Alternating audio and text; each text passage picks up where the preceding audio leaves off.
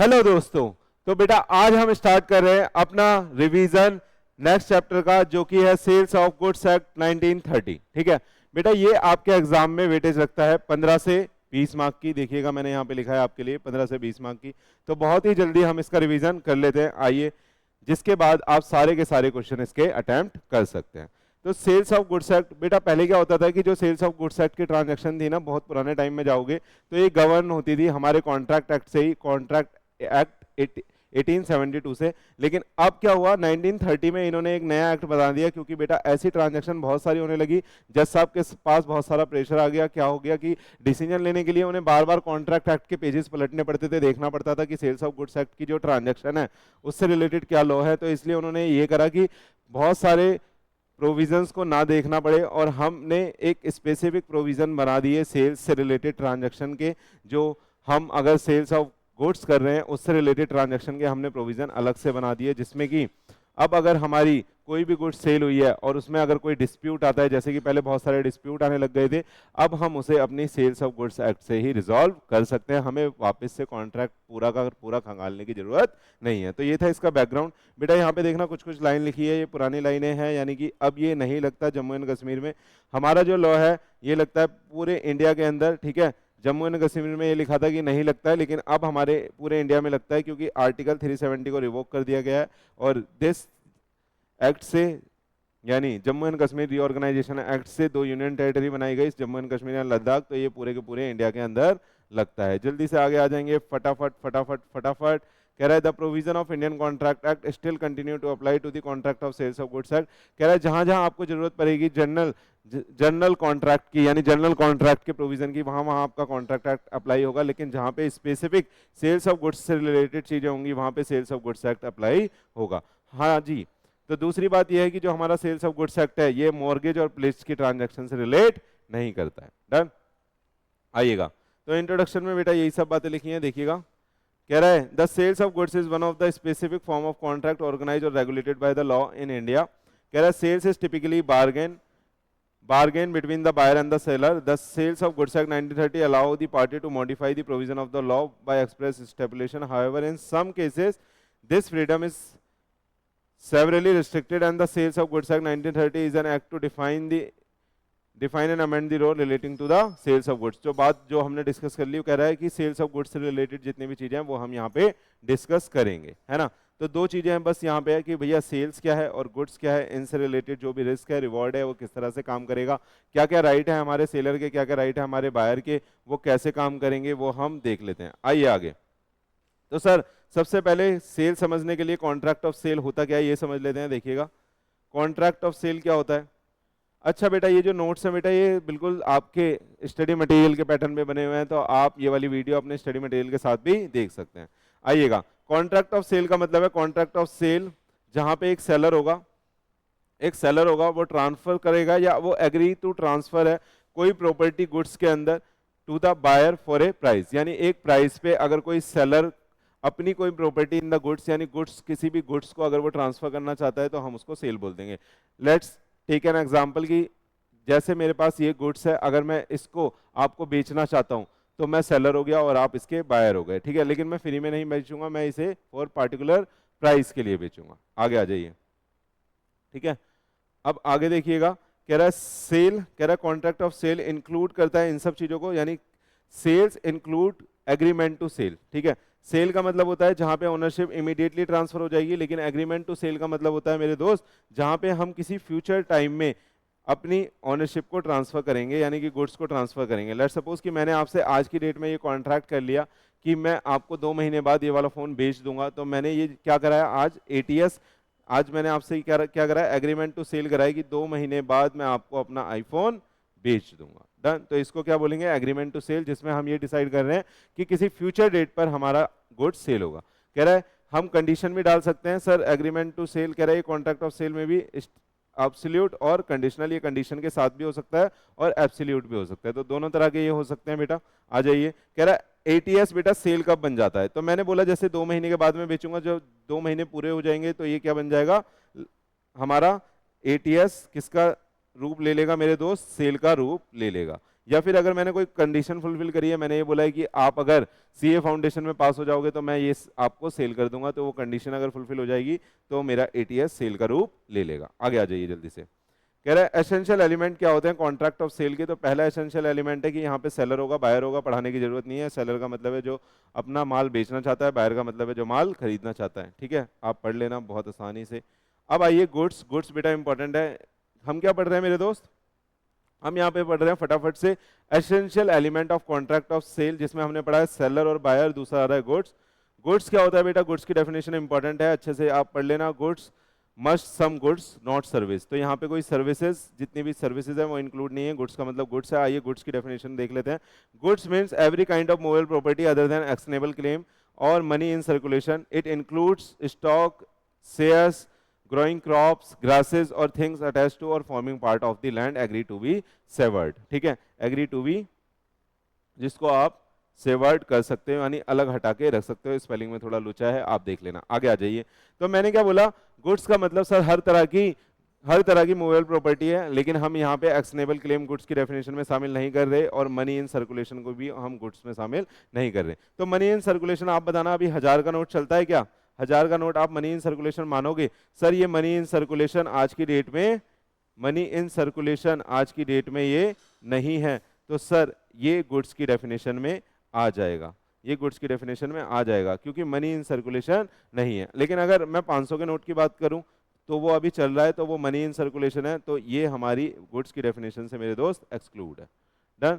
ऐसे ही बेटा हमारे स्टॉक्स, स्टॉक्स का मतलब है बंच ऑफ शेयर्स, और शेयर्स भी हमारी गुड्स की डेफिनेशन में आते हैं। ग्रोइंग क्रॉप्स जो घासें वगैरह उगती हैं वो भी हमारी गुड्स की डेफिनेशन में आती है। और कह रहा है थिंग्स अटैच टू और forming part to be of the land, जिसको हम अलग ले जाके रख सकते हैं। तो कोई भी ऐसी चीज जो हमारी लैंड से जुड़ी हुई है जिसको हम हटा के अलग कर सकते हैं, हम उसको गुड्स की डेफिनेशन में शामिल कर देंगे। तो यहाँ पे आप कह सकते हो गुड्स का मतलब मूवेबल प्रॉपर्टी है अदर देन एक्शनेबल क्लेम और मनी इन सर्कुलेशन, और इंक्लूड करती है इन सब चीजों को जिसको हम लास्ट में लैंड से अलग कर सकते हैं। आइए अब क्लासिफिकेशन ऑफ गुड्स पढ़ा देता हूँ, जल्दी से, डिटेल में नहीं जा रहे हम क्योंकि रिवीजन है मेरे दोस्त, तो मैं फटाफट से पढ़ा दूंगा आपको। गुड्स का क्लासिफिकेशन है एग्जिस्टिंग गुड्स, फ्यूचर गुड्स और कंटीजेंट गुड्स। ठीक, एग्जिस्टिंग गुड्स में बेटा तीन तरह के, स्पेसिफिक, असर्टेन और अनअसर्टेन। ध्यान से समझना, मैं जो बात बोलूंगा बस उससे ही आपका ये क्लियर हो जाएगा। सही है।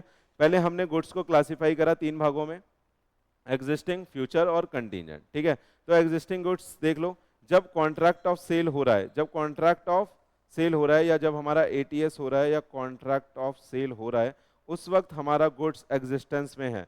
अगर उस वक्त हमारा गुड्स एग्जिस्टेंस में है तो हम उसे क्या बोलेंगे, एग्जिस्टिंग गुड्स।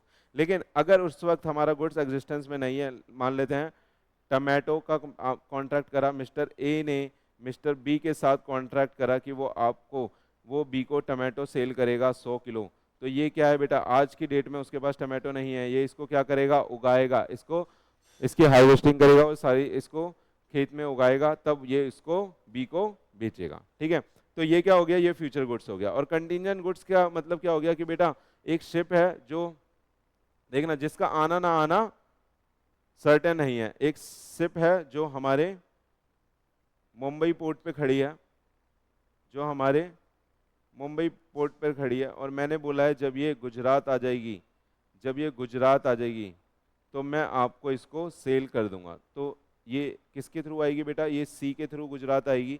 तो जब ये गुजरात आ जाएगी मैं आपको इसे सेल कर दूंगा। तो एक ऐसा गुड्स हो गया, ये एक कंटीजेंट गुड्स हो गया, जब आएगा तब हम सेल करेंगे, यानी हैपनिंग और नॉन हैपनिंग पे ये डिपेंड हो गया। अब एग्जिस्टेंस में देखना 3 टाइप है, स्पेसिफिक, असर्टेन और अनअसर्टेन। स्पेसिफिक में मेरे दोस्त 3 टाइप है, स्पेसिफिक, असर्टेन और अनअसर्टेन। ध्यान से सुनना। स्पेसिफिक गुड्स का मतलब क्या हो गया, मान लीजिए आपने मेरे साथ कॉन्ट्रैक्ट करा कि सर मैं iPhone pro max white colour का खरीदना चाहता हूं जो 256 GB का हो। तो यहाँ पे आपने मेरे को सारी स्पेसिफिकेशन बता दी है। आपने बोला है कि सर मैं आईफोन खरीदना चाहता हूँ, 256 GB का खरीदना चाहता हूँ, व्हाइट कलर का खरीदना चाहता हूँ, और सर जो गोल्ड प्लेटेड हो, सर जो पीछे से गोल्ड प्लेटेड हो, मेरे को वो वाला आईफोन चाहिए। तो ये आपने क्या दे दी, पूरी की पूरी मेरे को गुड्स की स्पेसिफिकेशन दे दी। तो मेरे को जो भी गुड्स यहाँ पे देना पड़ेगा स्पेसिफिकेशन के हिसाब से देना पड़ेगा। इस तरह के गुड्स को हम क्या बोलते हैं, स्पेसिफाइड गुड्स। और सुनना, अब ये 2 एक साथ पढ़ा देता हूँ। असर्टेन और अनअसर्टेन। क्या बोला? असर्टेन और अनअसर्टेन। ध्यान से देखना, मान लेते हैं ये बेटा शिप था, ये एक शिप था जहां से बेटा हमारा बहुत सारा सामान आ रहा था, और यहाँ पे बहुत सारे हमारे मोबाइल फोन आ रहे थे। कौन कौन आ रहे थे? मोबाइल फोन आ रहे थे। डन। तो यहाँ से मोबाइल फोन आ रहे थे, और ये बल्क में बहुत सारे फोन लेके आ रहे थे। यहाँ पे बहुत सारे, मान लेते हैं शिप में रखा हुआ है, बहुत सारे फोन लिखे थे। यहाँ पे आईफोन भी थे, ठीक, यहाँ पे सैमसंग भी था, ठीक है, यहाँ पे आपका वन प्लस के फोन भी थे, यहाँ पे बहुत सारे फोन आ रहे थे। डन। अब इस फोन, ये जितने भी फोन हैं ये अभी कैसे रखे हैं मेरे दोस्त? बल्क में रखे थे। कहाँ रखे थे? बल्क में। और मैंने जो इस फोन को लेके आ रहा था, मैंने बोला था भैया 10 पीस आईफोन के निकाल देना, 10 सैमसंग के और 10 वन प्लस के। उसने क्या करा, ये 30 पीस अपने बल्क में से निकालकर साइड में रख दिए। ये 30 पीस अपने बल्क में से निकालकर साइड में रख दिए। तो ऐसे गुड्स को हम क्या बोलेंगे? Ascertain goods. और जो बेटा गुड्स अभी साइड में नहीं रखा गया, जो अभी बल्क में ही शामिल है, उन सभी गुड्स को हम क्या बोलेंगे? Uncertain goods. ठीक है, तो आई होप इससे आपका क्लियर हो गया होगा। आप बुक की रीडिंग लगाना, आपको ये समझ में आ जाएगा। अब देखना, ये बेटा गुड्स की डेफिनेशन से रिलेटेड है। मैंने पढ़ा दिया आपको, मनी लीगल टेंडर होता है तो इसलिए वो गुड्स की डेफिनेशन में नहीं आएगा, लेकिन मनी एक्सक्लूड फॉरेन करेंसी और ओल्ड कॉइन, यानी जो हमारे यहाँ की मनी इन सर्कुलेशन नहीं है। क्या फॉरेन करेंसी हमारे यहाँ की मनी इन सर्कुलेशन है? क्या आप डॉलर लेके जाओगे तो आपको बाहर जाके कोई सामान मिल जाएगा? आप अगर किसी चाय वाले से चाय खरीदोगे, क्या वो डॉलर में आपसे पेमेंट ले लेगा? नहीं लेगा। तो डॉलर हमारी मनी इन सर्कुलेशन नहीं है, इसलिए अब ये बेटा गुड्स की डेफिनेशन में आ जाएगी। और ओल्ड कॉइन, और जैसे मैंने 1000 के नोट का एग्जांपल दिया, तो वो भी हमारे गुड्स की डेफिनेशन में आ जाएगा। आइएगा, एक्सनेबल क्लेम क्या होते हैं? ऊपर अभी मैंने गुड्स की डेफिनेशन में पढ़ाया। एक्सनेबल क्लेम बेटा ऐसे क्लेम होते हैं जो अराइज होते हैं through the court of law और through the action, through the action. ऐसे claim which arise through the action, जैसे कि जितने भी इंश्योरेंस क्लेम होते हैं मेरे दोस्त, जितने भी इंश्योरेंस क्लेम होते हैं वो एक्शन से अराइज होते हैं, तो हम इन इंश्योरेंस क्लेम को क्या बोल देंगे? एक्शनेबल क्लेम बोल देंगे। आइएगा, तीसरा फीचर है बेटा ट्रांसफर ऑफ प्रॉपर्टी। तो बहुत आपको ये पता है, मैंने आपको रेगुलर क्लास में भी पढ़ाया कि यहाँ पे हमारी जनरल प्रॉपर्टी ट्रांसफर होती है। दो तरह की प्रॉपर्टी होती है, general property, special property. Special property में हमारा पोजीशन ट्रांसफर होता है, जनरल प्रॉपर्टी में हमारी ओनरशिप ट्रांसफर होती है। तो यहाँ पे कह रहा है ownership of the goods of the property means the general property in the goods and not merely the special property, जिसको ट्रांसफर ऑफ पोजीशन बोलते हैं। तो यहाँ पे बेटा हमारी जनरल प्रॉपर्टी ट्रांसफर होती है। ठीक है, अब आ जाइए, कह रहा है सर प्राइस ऑफ, जो गुड्स का प्राइस होगा वो आप कैसे फिक्स करोगे? तो इसके ऊपर कुछ रूल्स हैं, आप देख लीजिएगा। आपकी बुक में ये थोड़ा आगे पीछे हो सकता है, आप देख लेना, आपको मिल जाएगा। लेकिन आइएगा, कह रहा है the price means money consideration है यहाँ पे for the sales of goods. अगर यहाँ पे हम प्राइस ऑफ गुड्स की बात कर रहे हैं तो मनी कंसिडरेशन की बात कर रहे हैं। सर प्राइस या तो कॉन्ट्रैक्ट में लिखा होना चाहिए, अगर कॉन्ट्रैक्ट में नहीं लिखा तो left agree to be fix in a manner provided in the contract. तो कॉन्ट्रैक्ट में वो फॉर्मूला लिखा होना चाहिए जिस मैनर में आप कॉन्ट्रैक्ट प्राइस को निकालोगे। कि आपने बोला कि भैया अगर 100 गुड्स मेरे बिक गए तो प्राइस हम रखेंगे 10 रुपये, और अगर मेरे 1000 गुड्स रख गए तो प्राइस रखेंगे 9 रुपये। तो ये एक तरह का फॉर्मूला हो गया, एक तरह का मैनर हो गया जिसमें हमने बोला कि हम प्राइस को कैलकुलेट करेंगे। आ रहा है मेरे दोस्त? आगे आइएगा, कह रहा है it may be determine from the course of dealing. और अगर इनमें से हमने कुछ भी डिसाइड नहीं करा तो कोर्स ऑफ डीलिंग के हिसाब से हम इसको डिटरमाइन कर लेंगे। तो वहां पे एक वर्ड है जो आप बार बार सुनते हो, रीजनेबल प्राइस आपको वहां पे देना पड़ेगा। आगे आइए, यहाँ पे लिखा भी हुआ है, देखिएगा, consequence for not determining the price. अगर आप कोई सा भी प्राइस डिटरमाइन नहीं कर पाए तो बायर को पे करना पड़ेगा रीजनेबल प्राइस। ठीक है, तो जो भी प्राइस आउटसाइडर, यानी आप देखोगे कि सिमिलर केस में अगर ये ट्रांजेक्शन की जाती है तो क्या प्राइस पे करा जाता है, वो प्राइस आपको पे करना पड़ेगा। आगे आइएगा, कह रहा है consequences for not fixing the price by the third party. अगर कोई थर्ड पार्टी है उसने प्राइस फिक्स नहीं करा हमारा, तो उस केस में हमारा जो कॉन्ट्रैक्ट ऑफ सेल है या एग्रीमेंट टू सेल है मेरे दोस्त, वो वॉइड हो जाएगा। वो वॉइड हो जाएगा। मान लीजिए कि ए और बी था, मिस्टर ए था और मिस्टर बी था, ये चाहते थे कि ए कुछ गोल्ड बेचना चाहता था बी को, लेकिन गोल्ड का प्राइस ये असर्टेन नहीं कर पा रहा था। इसने बोला मिस्टर सी जो कि ज्वेलर है, इसने बोला भैया गोल्ड का प्राइस आप निकाल देना, गोल्ड का प्राइस आप निकाल देना। और सी इतना लेजी था, उसने काम नहीं करा। ठीक है, आपकी तरह बिल्कुल लेजी था, जो पढ़ता नहीं था, उसने कुछ भी काम नहीं करा, वो घूमने चला गया और उसने प्राइस को डिटरमाइन नहीं करा। तो उस केस में हमारा जो ये एग्रीमेंट टू सेल होगा ये वॉइड हो जाएगा। if the following two conditions are fulfilled, if such agreement provide that the price to be fixed by the valuation of the third party and if such third party does not make such valuation। तो अगर आपके contract में ये लिखा था कि भैया जो आपका प्राइस है वो डिटरमाइन करा जाएगा थर्ड पार्टी के द्वारा और थर्ड पार्टी ने ऐसा कोई वैल्यूएशन करके ही नहीं दिया, तो आपका जो ये एग्रीमेंट है ये मेरे दोस्त वॉइड हो जाएगा। आगे आइए, ड्यूटी क्या है बायर की? बेटा ड्यूटी है बायर की कि वो रिजनेबल प्राइस पे करेगा। अगर कोई भी प्राइस डिसाइड नहीं हुआ है तो ये ड्यूटी है बायर की कि जो भी गुड्स वो लेके गया उसके लिए रिजनेबल प्राइस पे करेगा। देखिएगा अब right of the party not at fault है, अगर कोई पार्टी जो फॉल्ट में नहीं है, देखना where the third party is prevented for making the valuation by the fault of the seller and the buyer, the party not in fault may maintain the suit for the damage against the party in fault. ये समझा देता हूं आपको। देखना एक था mister A और एक था मिस्टर बी। इन्होंने बोला था कि मैं आपको क्या बेचूंगा? गोल्ड बेचूंगा। मैं आपको क्या बेचूंगा? गोल्ड बेचूंगा। और ये गोल्ड का जो प्राइस है वो मिस्टर सी डिटरमाइन करेंगे।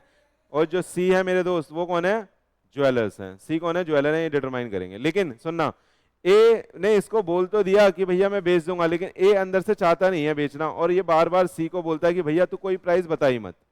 ए क्या कर रहा है? ए ये इन्फ्लुएंस कर रहा है सी को कि भैया तू कोई प्राइस बता ही मत, तू इसको कोई प्राइस ही मत बता जिसकी वजह से मेरे को गुड्स बेचना ही ना पड़े। तो ऐसे केसेस में अगर बी को पता चल गया कि भैया ए ऐसा कर रहा है और वो प्रिवेंट कर रहा है सामने वाले थर्ड पार्टी को कि भैया तुम वैल्यूएशन करके ही मत दो, तो उस केस में आप ए से डैमेज डिमांड कर सकते हो, जितना भी आपको डैमेज लगेगा अगर आप और कहीं से खरीदोगे तो।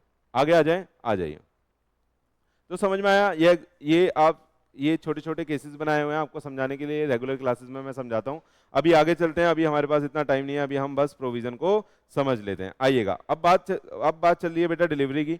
तो सर डिलीवरी क्या होती है? इंपॉर्टेंट डेफिनेशन में हम डिलीवरी पढ़ रहे हैं। डिलीवरी मींस वॉलंटरी ट्रांसफर और position of the goods from one person to the another person. ठीक है। सुनना, हमने बेटा यहाँ पे क्या पढ़े? देखना ऊपर आना, हमने हमने हमने हमने एसेंशियल एलिमेंट पढ़े, जिसमें हमने बायर सेलर पढ़ा, गुड्स पढ़ा, ठीक है। गुड्स की डेफिनेशन में हमने क्लासिफिकेशन ऑफ गुड्स पढ़ लिया, हमने ट्रांसफर ऑफ प्रॉपर्टी देख लिया और हमने प्राइस ऑफ द गुड्स देख लिया। तो ये चार चीजें हमारी डेफिनेशन में आई थी कॉन्ट्रैक्ट ऑफ सेल के या एटीएस के, वो चारों चीजें हमने यहाँ से देख ली है। अब कुछ इंपॉर्टेंट डेफिनेशन है वो हमने देखने जा रहे हैं यहाँ से। उसमें से आइए, पहली डेफिनेशन किसकी है बेटा? डिलीवरी की। डिलीवरी का मतलब क्या होता है? डिलीवरी बेटा तीन तरह की होती है, एक्चुअल डिलीवरी, कंस्ट्रक्टिव डिलीवरी और सिंबॉलिक डिलीवरी। मैं तीनों के एग्जांपल दूंगा, आपको समझ में आ जाएगा, फिर जल्दी से रीड मार के चल देंगे। सर आपने मेरे से फोन खरीदा और मैंने आपके हाथ में ये फोन दे दिया और आपसे पैसा ले लिया, तो ये कैसी डिलीवरी हुई? सर एक्चुअल डिलीवरी, जिसमें मैंने फिजिकली आपको अपना गुड्स डिलीवर कर दिया। अब दूसरा देखना, कंस्ट्रक्टिव डिलीवरी। मेरे पास ना बहुत सारी टी शर्ट्स हैं जो मैं आप लोगों को सेल कर सकता हूं, लेकिन वो कहां पे रखी हुई हैं? वो सारी टी शर्ट एक गोदाउन में रखी हुई हैं। वो सारी टी शर्ट एक कहां रखी हुई है? गोदाउन में रखी हुई है। और उस गोदाउन पे जो बेटा गेट पे बैठते हैं उनका नाम है मिस्टर के। उनका नाम है मिस्टर के। डन? उनका नाम क्या है? मिस्टर के है। और मैंने उनको ये इंस्ट्रक्शन दे दिया, सुनना, मिस्टर के को क्या पता है अभी तक? मिस्टर के को ये पता है कि इस गोदाउन में जितनी भी टी शर्ट रखी हैं उसका ऑनर कौन है? विकास सर है। उसका ऑनर कौन है? विकास सर है। लेकिन मैंने क्या करा? मिस्टर के को इंस्ट्रक्शन दे दी कि भैया जो गुड्स तू मेरे बिहाफ पे रिसीव कर रहा है या होल्ड कर रहा है, अब वो तू मिस्टर राम के बिहाफ पे या फिर हमारे स्टूडेंट्स के बिहाफ पे होल्ड करोगे। मैंने अब ये जितनी भी मेरे गुड्स हैं उनको सेल कर दिया है। तो मैंने फोन मिलाया, मैंने मिस्टर के को बोला कि भैया जो गुड्स आपने मेरे बिहाफ पे रखे थे ना वो मैंने बेच दिए हैं, अब वहां पे मिस्टर राम और उसके साथ के जितने भी स्टूडेंट आएंगे आप उसको ये गुड्स दे देना। तो देखना गुड्स वेयर हाउस में ही पड़ा है, लेकिन मैंने यहाँ से इंस्ट्रक्शन देके एक कंस्ट्रक्टिव डिलीवरी कर दी राम को और उसके साथ के स्टूडेंट को कि अब वो वहां पे आके अपने गुड्स को लेके जा सकते हैं। तो देखना डिलीवरी बाय एक्नॉलेजमेंट कह रहा है when a warehouse man holding the goods of a agree to hold them on behalf of the be at a request. ठीक है, तो जैसे यहाँ पे मेरी रिक्वेस्ट पे के ने गुड्स अब मेरे बिहाफ पे से हटा के राम के बिहाफ पे रख लिया, तो ऐसी डिलीवरी को क्या बोलेंगे? Constructive delivery. अगला देखना सिंबॉलिक डिलीवरी। सिंबॉलिक डिलीवरी का मतलब क्या है मेरे दोस्त? सिंबॉलिक डिलीवरी का मतलब क्या है? सिंबॉलिक डिलीवरी का मतलब यह है कि भैया मैंने ना आपको अपनी गाड़ी बेचनी है और मैंने आपको, गाड़ी मेरी कहीं रखी हुई है पार्किंग में खड़ी है और मैंने आपको गाड़ी की चाबी पकड़ा दी और मैंने बोला ये लो चाबी, कल से ये गाड़ी आपकी हुई। मैंने क्या करा, आपको चाबी दे दी और ये बोल दिया कि कल से ये गाड़ी आपकी हुई। तो ये जो गाड़ी की मैंने की आपको पकड़ाई, ये बेटा एक तरह की सिंबॉलिक डिलीवरी हो गई और आप इसके अब ये माना जाएगा कि आपके पोजीशन में वो गुड्स आ गया। देखना कह रहा है delivery of a thing in taken place on transfer of something as, यानी मैंने गुड्स नहीं दिया लेकिन उसके हिसाब उसके बिहाफ पे कोई टोकन, कोई कूपन, कोई की दे दी जिससे मेरी डिलीवरी हो जाएगी। तो delivery of the goods in the course of transit by handing over the document of title, अभी पढ़ाऊंगा, by holding the railway receipt. ये वाला पॉइंट आपको अभी समझ में आएगा जब हम आगे पढ़ेंगे। अभी बस इतना समझो, अगर मैंने आपको चाबी दे दी तो वो सिंबॉलिक डिलीवरी हो जाएगी। तीनों तरह की डिलीवरी हमने पढ़ ली है, जल्दी से आगे आइए। ठीक है, अब बेटा हम यहाँ पे मेरे को एक कंसेप्ट सिखाना है आपको। डिलीवरी में ये आया ना डॉक्यूमेंट ऑफ टाइटल और डॉक्यूमेंट शोइंग टाइटल, ये मेरे को आपको सिखाना है, जल्दी से देख लेंगे। बी पॉइंट आ रहा है, सर डॉक्यूमेंट ऑफ टाइटल किसको बोलते हैं, और इसके आगे आओगे तो डॉक्यूमेंट शोइंग टाइटल भी आएगा। तो दो कंसेप्ट है सर। डॉक्यूमेंट ऑफ टाइटल किसको बोलते हैं, डॉक्यूमेंट ऑफ टाइटल, और दूसरा क्या है, document showing title. Document showing title, ठीक, सुनना ध्यान से। अभी बेटा मैंने क्या बोला कि मेरी गाड़ी कहाँ पे रखी है, कहाँ पे खड़ी है, पार्किंग में खड़ी है। तो वो जो पार्किंग की पर्ची है वो क्या है, जो पार्किंग की पर्ची है, पार्किंग की स्लिप है, वो मैंने आपको दी और मैंने बोला कि भाई वहां जाके तुम कार को ले जाओ जहां आपको जाना है।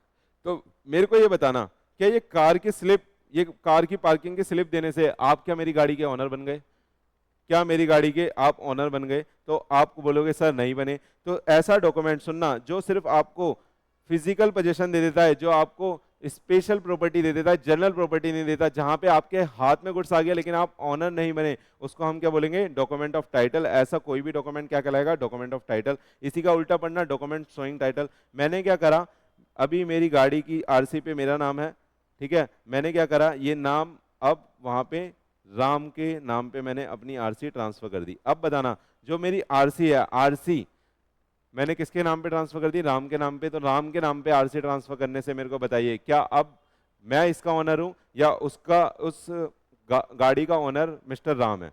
तो आप बोलोगे सर अगर गाड़ी की आरसी यानी रजिस्ट्रेशन सर्टिफिकेट जिसमें आपका नाम लिखा था, आपने अगर उस पर राम का नाम लिख दिया तो ये डॉक्यूमेंट शोइंग टाइटल हो जाएगा। ये शो करता है कि who is the owner of the goods जिसका वो डॉक्यूमेंट है। ठीक है, तो इससे आपको समझ जाना चाहिए। तो कोई ऐसी स्लिप, ऐसी पर्ची जिससे आपके हाथ में पोजीशन आएगा, उसको हम बोलते हैं डॉक्यूमेंट ऑफ टाइटल। और कोई ऐसा रजिस्ट्रेशन या ऐसा पेपर जिससे ये डिक्लेयर हो जाएगा कि आप उसके ऑनर बन गए, उसको बोलते हैं डॉक्यूमेंट शोइंग टाइटल। ध्यान से देखिएगा, कह रहा है a document amount to be the document of title whose unconditional undertaking to deliver the goods to the holder के पास आ जाएगी। तो ये एग्जांपल है, जैसे बिल ऑफ लेडिंग हो गया, डॉक वारंट हो गए, वेयर हाउस कीपर सर्टिफिकेट हो गए, रेलवे रिसीट हो गई और ई वे बिल हो गया।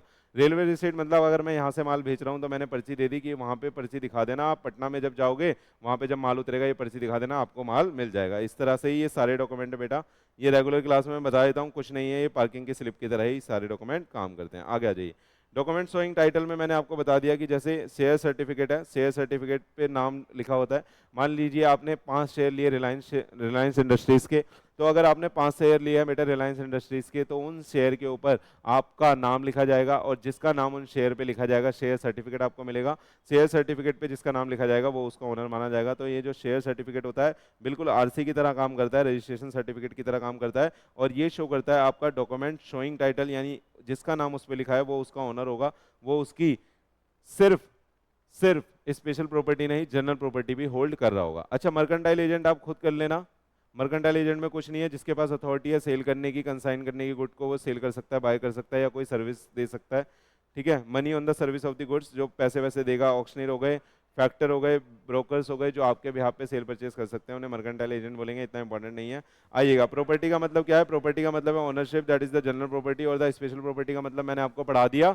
इस स्पेशल प्रॉपर्टी का मतलब होता है पोजीशन, है ना। बाकी की जो डेफिनेशन है बेटा इजी है, आप खुद से पढ़ सकते हो। आगे आइएगा। अब बेटा अगला सेगमेंट आ रहा है इसका, जिसमें हम पढ़ रहे हैं कंडीशन और वारंटी। जल्दी जल्दी आ जाइए, सोइए मत मेरे दोस्त, आइए मेरे दोस्त। तो हम पढ़ रहे हैं कंडीशन और वारंटी। आइए सर, कंडीशन और वारंटी पढ़ने से पहले ना मेरे बच्चों आपको ये देखना पड़ेगा कि स्टेपुलेशन का मतलब क्या होता है। मैं क्लास में आपसे हर बार पूछता हूँ स्टेपुलेशन का मतलब क्या होता है, आप हर बार नहीं बता पाते और इस बार भी नहीं बता पाए। आगे आ जाइए। स्टेपुलेशन का मतलब होता है बेटा रिप्रेजेंटेशन। क्या होता है?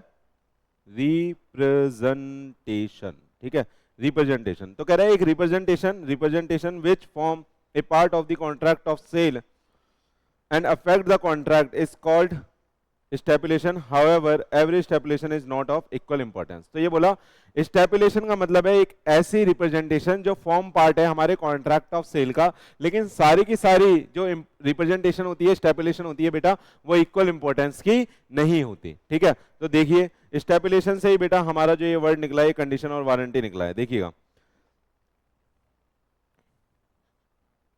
कह रहा है कंडीशन का मतलब है, देखिएगा स्टेपुलेशन और representation that is the condition and warranty. Condition का मतलब होता है ऐसी स्टेपुलेशन which are essential for the main purpose of the contract is called condition, और ऐसे stipulation which are collateral to the main purpose of the contract is called warranty। मैं आपको अभी समझा देता हूं, ठीक है। उससे पहले लेकिन मैं आपको एक चीज बताना चाहता हूं कि बेटा stipulation as to the time of payment कभी भी एसेंस ऑफ कॉन्ट्रैक्ट नहीं होती। यानी हम ये बोलते हैं बिजनेस के अंदर कि पैसा तो आ ही जाएगा, तो टाइम ऑफ पेमेंट है वो कभी भी एसेंस ऑफ कॉन्ट्रैक्ट नहीं होती, लेकिन स्टेपुलेशन एज टू द टाइम वो हमेशा एसेंस होती है, वो डिपेंड करता है on the term of contract पे। जैसे मान लेते हैं कि आप किसी के लिए केक मंगा रहे हो और मैं सामने वाले ने ये रिप्रेजेंटेशन दी कि 12 बजे से पहले आ जाएगा, तो यहाँ पे with respect to the delivery of the time यहाँ पे स्टेपुलेशन क्या है, एसेंशियल है। ठीक है, लेकिन अगर आप जूता मंगा रहे हो, ठीक है, आपने जूता बुक करा है और वो जूता आपका आ रहा है, ठीक है, उसमें ये लिखा था कि आज रात को 12 बजे आ जाएगा, लेकिन वो 12 नहीं आया, वो अगले दिन 6 बजे आया, तो उससे आपको कोई फर्क नहीं पड़ेगा। लेकिन केक के केस में ये भी हो सकता है कि किसी का बर्थडे मिस हो जाए और आपकी पिटाई हो जाए, डन। लेकिन जूते के केस में ऐसा नहीं होगा, जूता अगर नहीं आएगा तो आप कोई और जूता भी पहन के जा सकते हो। तो एक केस में एसेंस है, एक केस में एसेंस नहीं है। ठीक है, stipulation as to the time of payment, मैंने आपको बोला टाइम ऑफ मनी यहाँ पे लिखा हुआ है, वो कभी भी एसेंस ऑफ कॉन्ट्रैक्ट नहीं होती, क्योंकि हम बिजनेस टर्म में ये बोलते हैं कि पैसा तो आ जाएगा, पैसा कहीं नहीं जा रहा। आगे आ जाइए, ये छूट गया था ऊपर, स्टेपुलेशन के बाद पढ़ाना था। अब आगे आ जाइए, स्टेपुलेशन मैं बता रहा हूँ कंडीशन क्या होती है, जो कि चैप्टर का नाम है, यूनिट का नाम है, कंडीशन क्या होती है, वारंटी क्या होती है। चलो इसे एक एग्जांपल से समझ लेते हैं, फिर आपको समझ में आएगा। सर अगर मैंने एक एसी खरीदा है, ठीक है, और एसी में एसी वाले भैया ने ये बोला था कि ये आपके रूम में, आपका जो रूम है 400 स्क्वायर फीट का, उसमें ये बहुत अच्छे से ठंडा कर देगा, 1.5 टन का एसी बहुत अच्छे से चिल्ड कर देगा। ठीक है, 1.5 टन का एसी बिल्कुल आपका जो एनवायरनमेंट है वो क्या कर देगा, चिल्ड कर देगा। लेकिन आप एसी लाए और वहां पे अभी भी हाई गर्मी ही है, आप कह रहे हो हाई गर्मी, अभी भी वहां गर्मी ही है और आपका जो रूम है वो ठंडा नहीं हो रहा है, तो बताना ये जो स्टेपुलेशन थी यहाँ पे कि भैया आपका 1.5 टन का एसी यहाँ पे बिल्कुल चिल्ड कर देगा, ये स्टेपुलेशन क्या लगती है, एसी को लेके मेन है या कोलेटरल है? तो यहाँ पे आपको सामने समझ में आ रहा होगा, एसी का मेन फीचर है भैया रूम को ठंडा करना, तो ये कैसी हो गई, मेन हो गई। Main purpose of the contract is called condition. तो ऐसी स्टेपुलेशन, ऐसी रिप्रेजेंटेशन जो एसेंशियल है for the main purpose of the contract. यहाँ पे पर्पस ऑफ द कॉन्ट्रैक्ट क्या था, एसी खरीदना, एसी का काम क्या है, ठंडा करना हमारे रूम को, तो वो क्या हो गया, main purpose of the contract हो गया, तो यहाँ पे ये कंडीशन हो गई। लेकिन सुनिए, उसने जब एसी दिया था उसने ये बोला था कि भैया अगर आप ये एसी लेके जाओगे तो इसके साथ हम आपको गिफ्ट हैम्पर देंगे, या आपको हम आफ्टर सेल सर्विस देंगे, आपको हम इसे 3 साल की वारंटी देंगे, ठीक है, 5 साल की वारंटी देंगे, 10 साल की वारंटी देंगे। अलग अलग कंपनियां अलग अलग वारंटियां बांट रही है, किस लिए बांट रही है, ये बेटा सपोर्ट कर रही है अपने मेन रिप्रेजेंटेशन को, ये सपोर्ट कर रही है अपनी मेन रिप्रेजेंटेशन को, ताकि उनका सामान बिक जाए। ठीक है, तो ये क्या होती है, देखना कोलेटरल होती है, ऐसी representation which is collateral to the main purpose of the contract is called warranty. तो वारंटी को क्या बोलते हैं हम, ऐसी रिप्रेजेंटेशन जो मेन पर्पस को कोलेटरल कर रही है यानी सपोर्ट कर रही है, उसको हम। आई होप बेटा आप इससे कंडीशन और वारंटी को बहुत अच्छे से समझ गए हैं। आइए अब हम देखते हैं टाइप क्या होते हैं कंडीशन और वारंटी के। तो सर कंडीशन कैसी होती है, एक्सप्रेस भी हो सकती है, इम्प्लाइड भी हो सकती है। एक्सप्रेस क्या, उनने बोला कि भैया 400 स्क्वायर फीट में ये बिल्कुल चिल्ड कर देगा, ये एक्सप्रेस कंडीशन हो गई, और वो चिल्ड ही नहीं कर रहा, वो चिल्ड ही नहीं कर रहा, तो ये तो इम्प्लाइड कंडीशन थी कि भैया अगर हम एसी लेके आ रहे हैं तो भैया ठंडा तो करेगा। अगर वो ठंडा ही नहीं कर रहा तो यहाँ पे इम्प्लाइड कंडीशन का वायलेशन हो गया। समझ में आया? आइएगा, इम्प्लाइड कंडीशन हम आपको अभी डिटेल में भी पढ़ाएंगे। आगे आ जाइए, कह रहा है if there is a breach of, देखिएगा अगर ब्रीच होता है बेटा कंडीशन का, if there is a breach agreed party क्या कर सकती है, यहाँ पे कंडीशन के केस में हमारी एग्रीड पार्टी टर्मिनेट भी कर सकती है, यानी कॉन्ट्रैक्ट को कैंसिल भी कर सकती है और डैमेज भी मांग सकती है। ठीक है, वारंटी भी बेटा इसी तरह से दो तरह की होती है, एक्सप्रेसली यानी एक्सप्रेसली बोल दिया 1 साल की वारंटी है, 3 साल की वारंटी है, कंप्रेसर की वारंटी है, प्रोडक्ट की वारंटी है, टूटने की वारंटी है। तो ये क्या हो गई, एक्सप्रेस वारंटी आ गई, क्योंकि चीख चीख के लिख के उन्होंने बोली थी। इम्प्लाइड वारंटी बेटा अभी मैं पढ़ाऊंगा आपको, जो इम्प्लाइड बाय लॉ है। ठीक है, तो दोनों ही condition implied by law, warranty implied by law अभी हम देखेंगे, जो कि आपके एग्जाम के लिए भी इंपॉर्टेंट है। आइए, अगर ब्रीच ऑफ वारंटी होता है, आपको ये बोला गया था, सुनिएगा, आपको ये बोला गया था कि भैया इस एसी की जो वारंटी है वो 2 साल की है, ठीक है, लेकिन अब एसी खराब हो गया और वो वारंटी को मीट आउट नहीं कर रहे हैं, तो उस केस में क्या हो जाएगा, एग्रीड पार्टी डैमेज क्लेम कर सकती है। आप वारंटी के क्लेम के लिए सूट फाइल कर सकते हो और उसमें कोर्ट आपको डैमेज दे देगा जितना भी उसमें खर्चा होगा। आइएगा, अब बेटा ये 3 मार्क का पूछा जा सकता है question, when the condition to be treated as warranty, ऐसा कब होगा जब हम कंडीशन को वारंटी की तरह ट्रीट कर लेंगे। तो ये 3 केसेज है जहां पे हम कंडीशन को वारंटी की तरह ट्रीट कर लेते हैं। कंडीशन का मतलब हमने बोला था कि एसी बिल्कुल चिल्ड कर देगा और आपका टेम्परेचर रूम का 24 डिग्री कर देगा, लेकिन हम एसी ले आए, एसी टेम्परेचर 24 नहीं कर रहा, 30 कर रहा है। तो अब ये हमारी डिस्क्रिप्शन के ऊपर है कि हम इसे वायलेशन ऑफ कंडीशन माने, या हम बोल देंगे चलो कोई बात नहीं, 30 भी तो ठंडा ही होता है, तो हम 30 पे एसी चला लें और हमें ज्यादा ठंडा रूम नहीं चाहिए। तो कह रहा है वेयर, देखना मेरे दोस्त, कह रहा है वेयर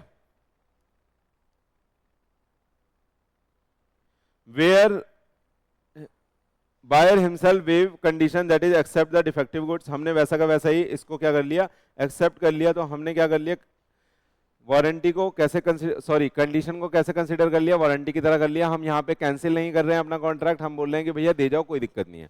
ठीक है, दूसरा देखना, कह रहा है elect to treat the condition as a warranty, it means instead of terminating the contract buyer only claim the damage. मैंने क्या करा, मैंने बेटा आपसे बोला था यहाँ पे पार्टी होने वाली है, तो आप यहाँ पे बर्गर मंगा दो, आप यहाँ पे पार्टी में बर्गर मंगवा दो, लेकिन मैंने बर्गर आपको बोले थे मैकडी के, और आपने बर्गर मंगवा दिए गुप्ता जी के। आपने किसके मंगवा दिए, गुप्ता जी के।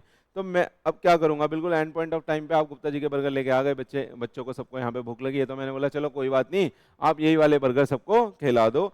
तो मैंने क्या करा, यहाँ पे मैंने टर्मिनेट नहीं करा कॉन्ट्रैक्ट, क्योंकि टर्मिनेट करता तो बच्चे हमारे भूखे रह जाते, तो इसलिए मैंने क्या कर लिया, हमने इलेक्ट कर लिया कि हम ब्रीच ऑफ कंडीशन को ब्रीच ऑफ वारंटी की तरह ले लेंगे, और यहाँ पे मैं डैमेज क्लेम कर लूंगा आपसे कि भैया मेरे बच्चों को अब ये वाला अच्छा वाला बर्गर नहीं मिला, तो इसलिए मैं आपसे डैमेज क्लेम कर सकता हूँ। आगे आइएगा, कंपलसरी वेवर है, कह रहा है अगर हमारा कॉन्ट्रैक्ट ही पूरा नहीं हो सकता, non severability of the contract है, यानी कि अगर मेरा कॉन्ट्रैक्ट ही पूरा नहीं हो सकता,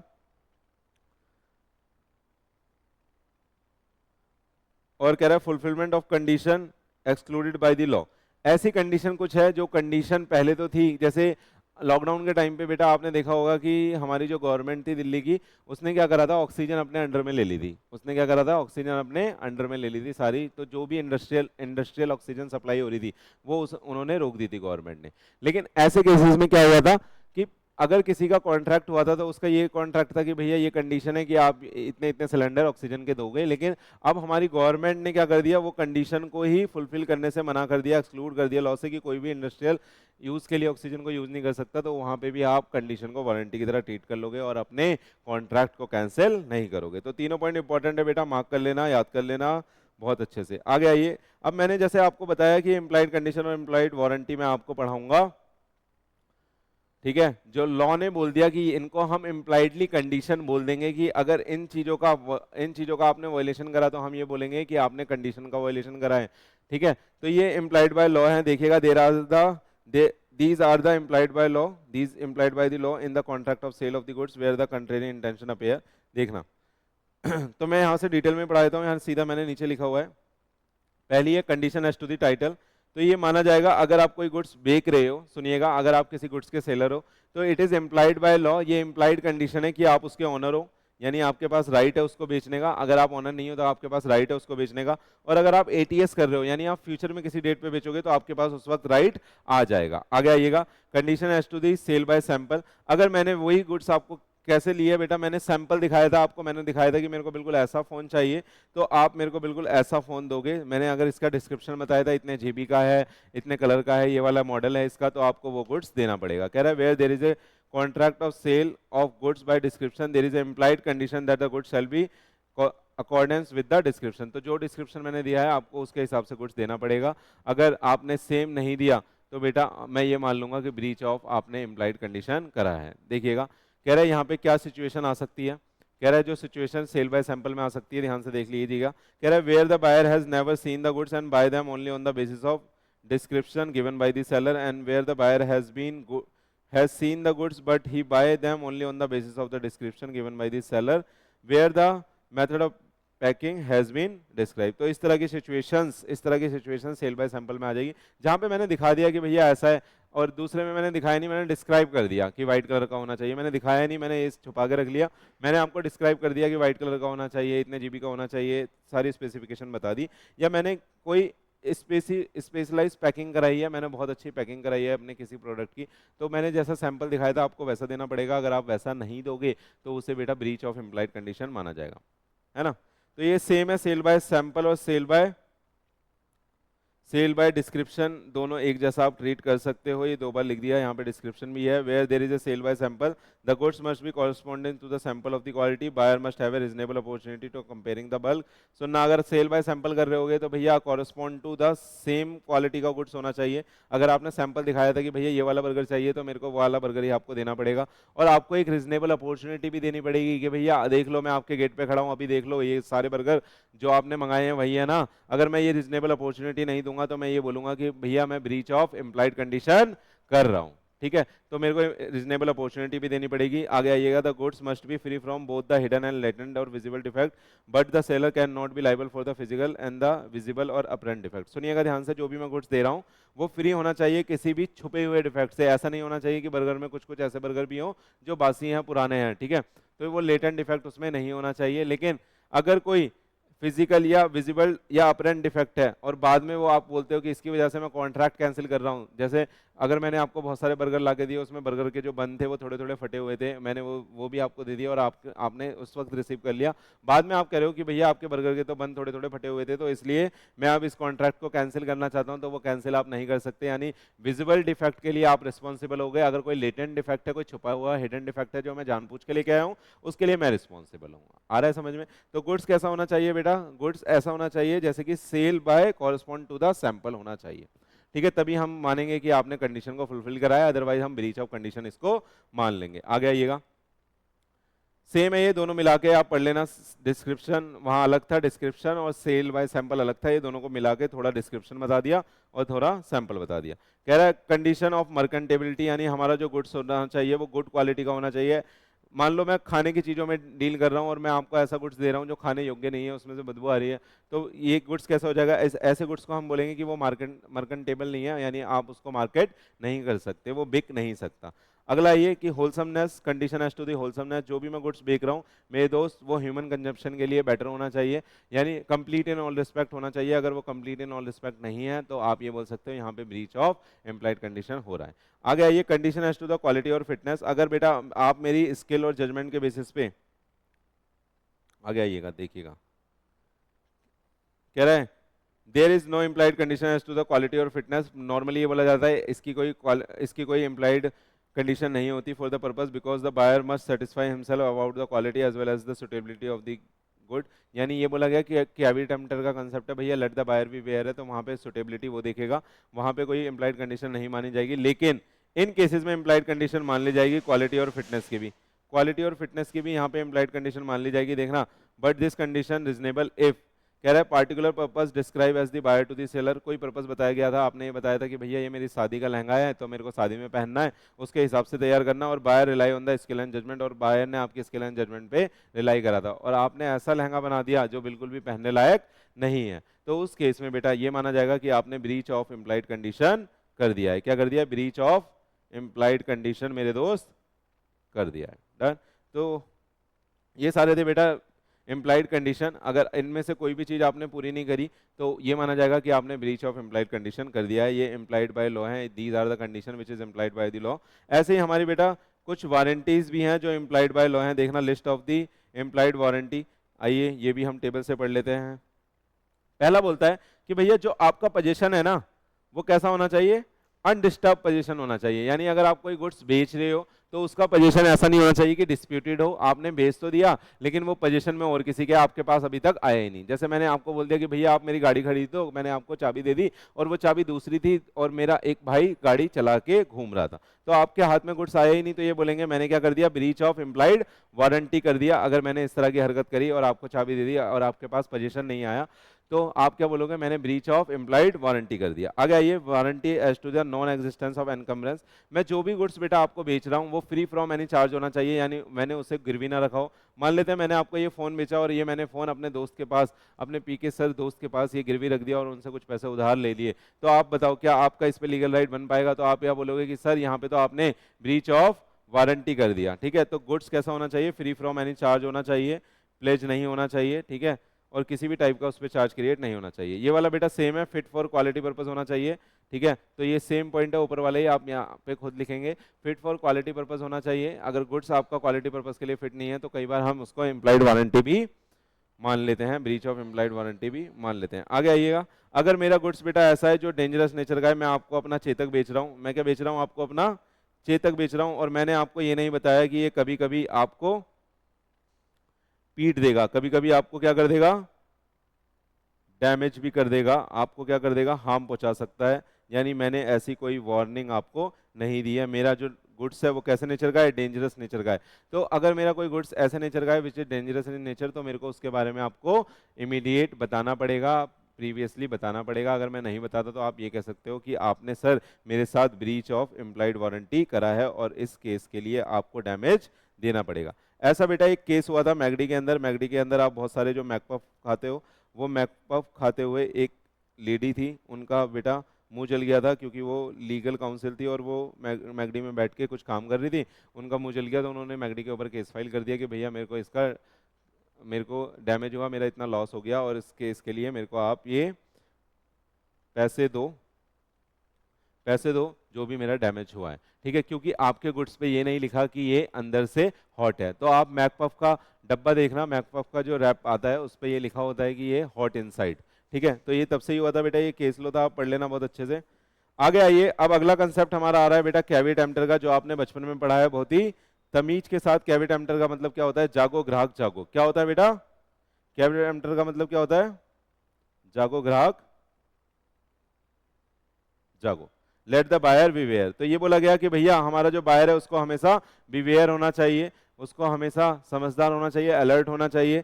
तो ये माना जाता है कि अगर बायर खुद जाके कोई भी गुड्स खरीद लेता है तो हम ये मान के चलेंगे कि वो रैशनल कंज्यूमर है और उसको उस गुड्स की नॉलेज है, वो बीवेयर है। अगर वो गलती से गलत प्रोडक्ट भी खरीद रहा है तो भैया हमारी उसमें कोई रिस्पॉन्सिबिलिटी नहीं है। लेकिन इन केसेस में exception of doctrine of caveat emptor ये सारे हैं, यानी जो हमने अभी ऊपर इम्प्लाइड कंडीशन इम्प्लाइड वारंटी पढ़ी ना बेटा, वो एक तरह से आप बोल सकते हो कैविट एम्प्टर का एक्सेप्शन है, क्योंकि वहां पे बेटा ये तो इम्प्लाइड चीजें हैं, ये तो आपको करके देनी पड़ेगी। अगर कोई आपको सैंपल बता रहा है तो आपको सैंपल के हिसाब से देना पड़ेगा, डिस्क्रिप्शन बता रहा है डिस्क्रिप्शन के हिसाब से देना पड़ेगा, आपको अनडिस्टर्ब पोजीशन देना पड़ेगा, आपको टाइटल अच्छा देना पड़ेगा। तो ये जितने भी हमने अभी पढ़े वो सारे बेटा इसके एक्सेप्शन बन सकते हैं। देखना कह रहा है in case where the seller make the representation to the buyer rely on that misrepresentation. ठीक है, अगर सेलर ने कोई मिसरिप्रेजेंटेशन दिया और बायर ने उसकी मिसरिप्रेजेंटेशन पे रिलाई करके कोई गुड्स खरीदा है मेरे दोस्त, तो हम ये बोल देंगे कि यहाँ ये लेट द बायर बिहेवियर का एक्सेप्शन है और यहाँ पे हमारा सेलर रिस्पॉन्सिबल बन जाएगा। ठीक है, कह रहा है इन केस सेलर ने नोइंगली कंसील करा था कोई हिडन डिफेक्ट और would not be disclose the reasonable examination से, और सेलर उस केस में लाइबल हो जाएगा। अगर मैंने बेटा एक गाड़ी बेच दी और आपको ये नहीं बताया कि इसके ब्रेक फेल है, ठीक है, या इसके इंजन में कोई दिक्कत है, आप टेक्निकल बंदे नहीं थे, आप नहीं पहचान पाए, सॉरी,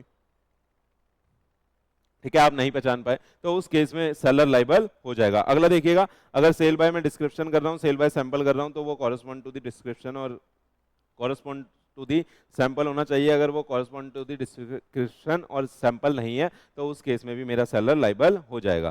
कह रहा है अगर कोई ऐसा कह रहा है in case when the buyer disclose the purpose for which he is purchasing the goods the buyer rely on the skill and the seller judgement. अगर जैसे मैंने अभी आपको लहंगे वाला एग्जांपल दिया कि आप जो सेलर है यानी जो उसको बेचने वाला है उसके स्किल एंड जजमेंट पे रिलाई करके आपने कस्टमाइज डिजाइन करवाया था लहंगा और उसने अगर कुछ उसमें गलती कर दी है तो भैया सेलर लाइबल हो जाएगा। यहाँ पे लेट द बायर बिहेवियर का कंसेप्ट नहीं चलेगा।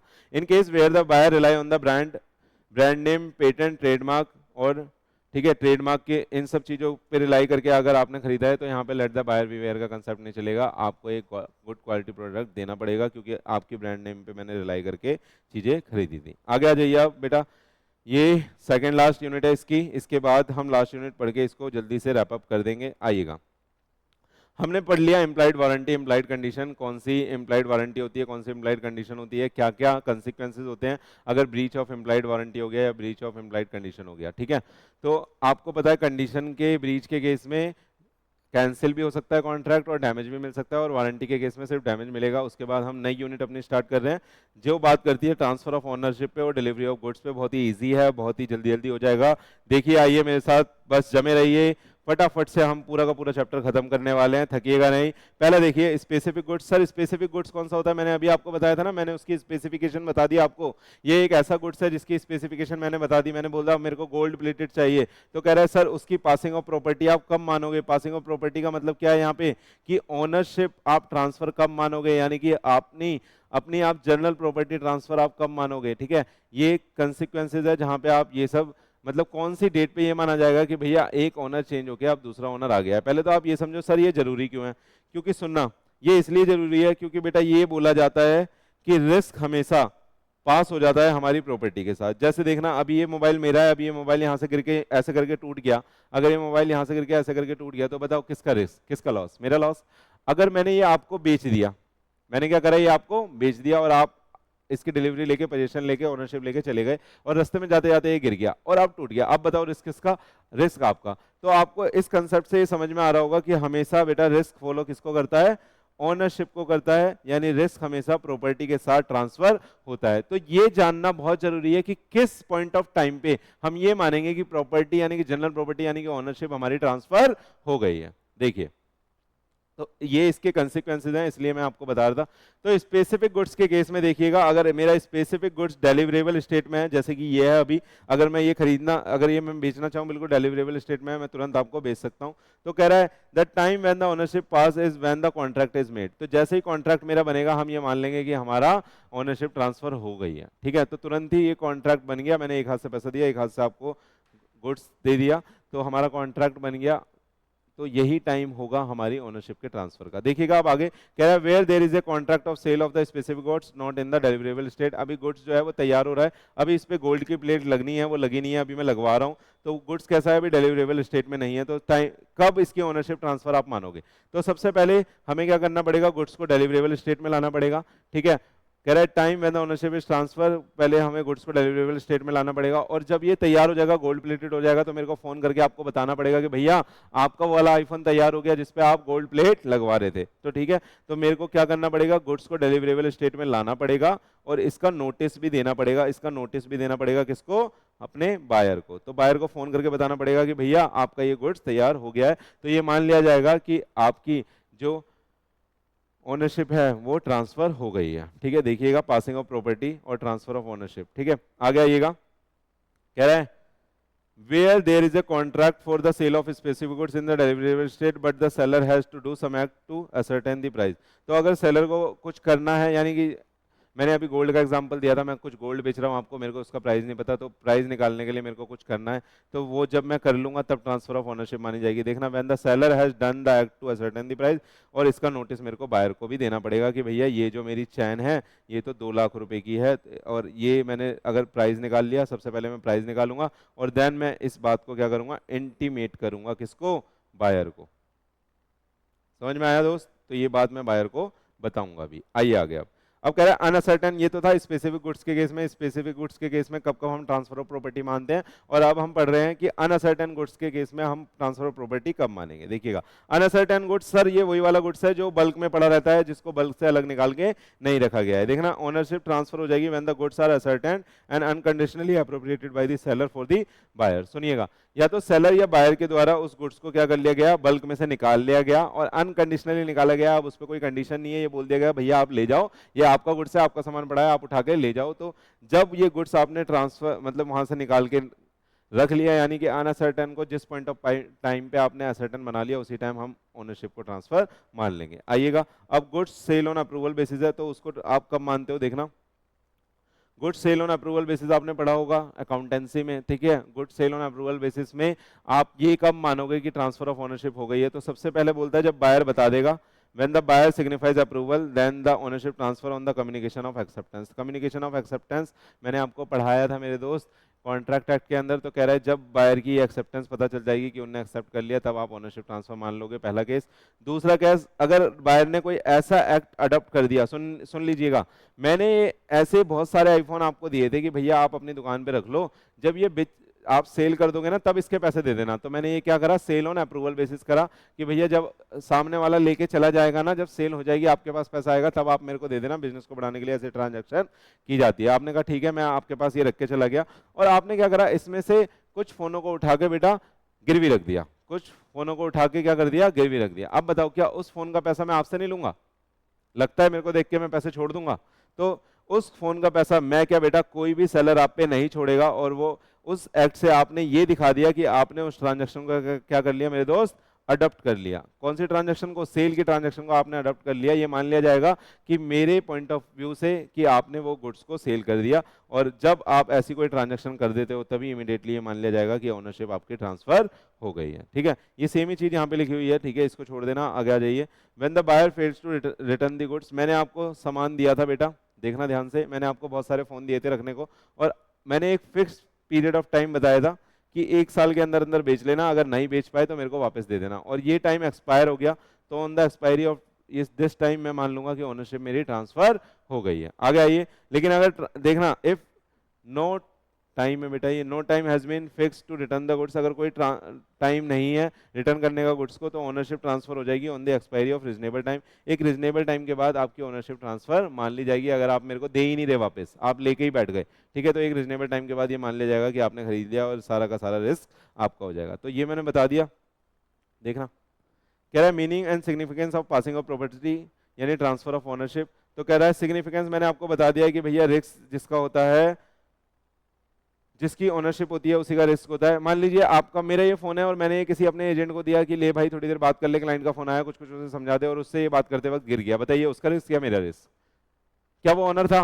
नहीं सर, वो मेरा एजेंट था, तो सर उसका कोई भी रिस्क नहीं होगा, जितना भी रिस्क होगा मेरा होगा, लॉस जो होगा वो मेरा होगा। तो ये मैं पढ़ा चुका हूँ आपको कि रिस्क प्राइमा फेसी किसके साथ पास होता है, ओनरशिप के साथ चलता है। लेकिन इसका एक्सेप्शन है, देखना, exception to the general rule risk follow ownership, ये ध्यान से पढ़ लेना बेटा, इंपॉर्टेंट है ये, आपसे ये पूछा जा सकता है कि generally risk follow ownership, kindly explain and also explain the exception to this rule, ठीक है, इस तरह से क्वेश्चन बना के दिया जा सकता है। आगे आइएगा, कह रहा है agreement to the country, agreement to the country where the parties have made an agreement to the country, हमने अगर ये एग्रीमेंट में ही लिख दिया कि भैया हमेशा इन यानी कि रिस्क बायर का माना जाएगा तो रिस्क बायर का माना जाएगा, ठीक है, तो ये एक्सेप्शन है कि भैया इस केस में ओनरशिप चाहे ट्रांसफर हो जाए, अगर हमने ये कॉन्ट्रैक्ट में स्पेसिफिकली लिख दिया है कि रिस्क इनका तो रिस्क उनका, ठीक है।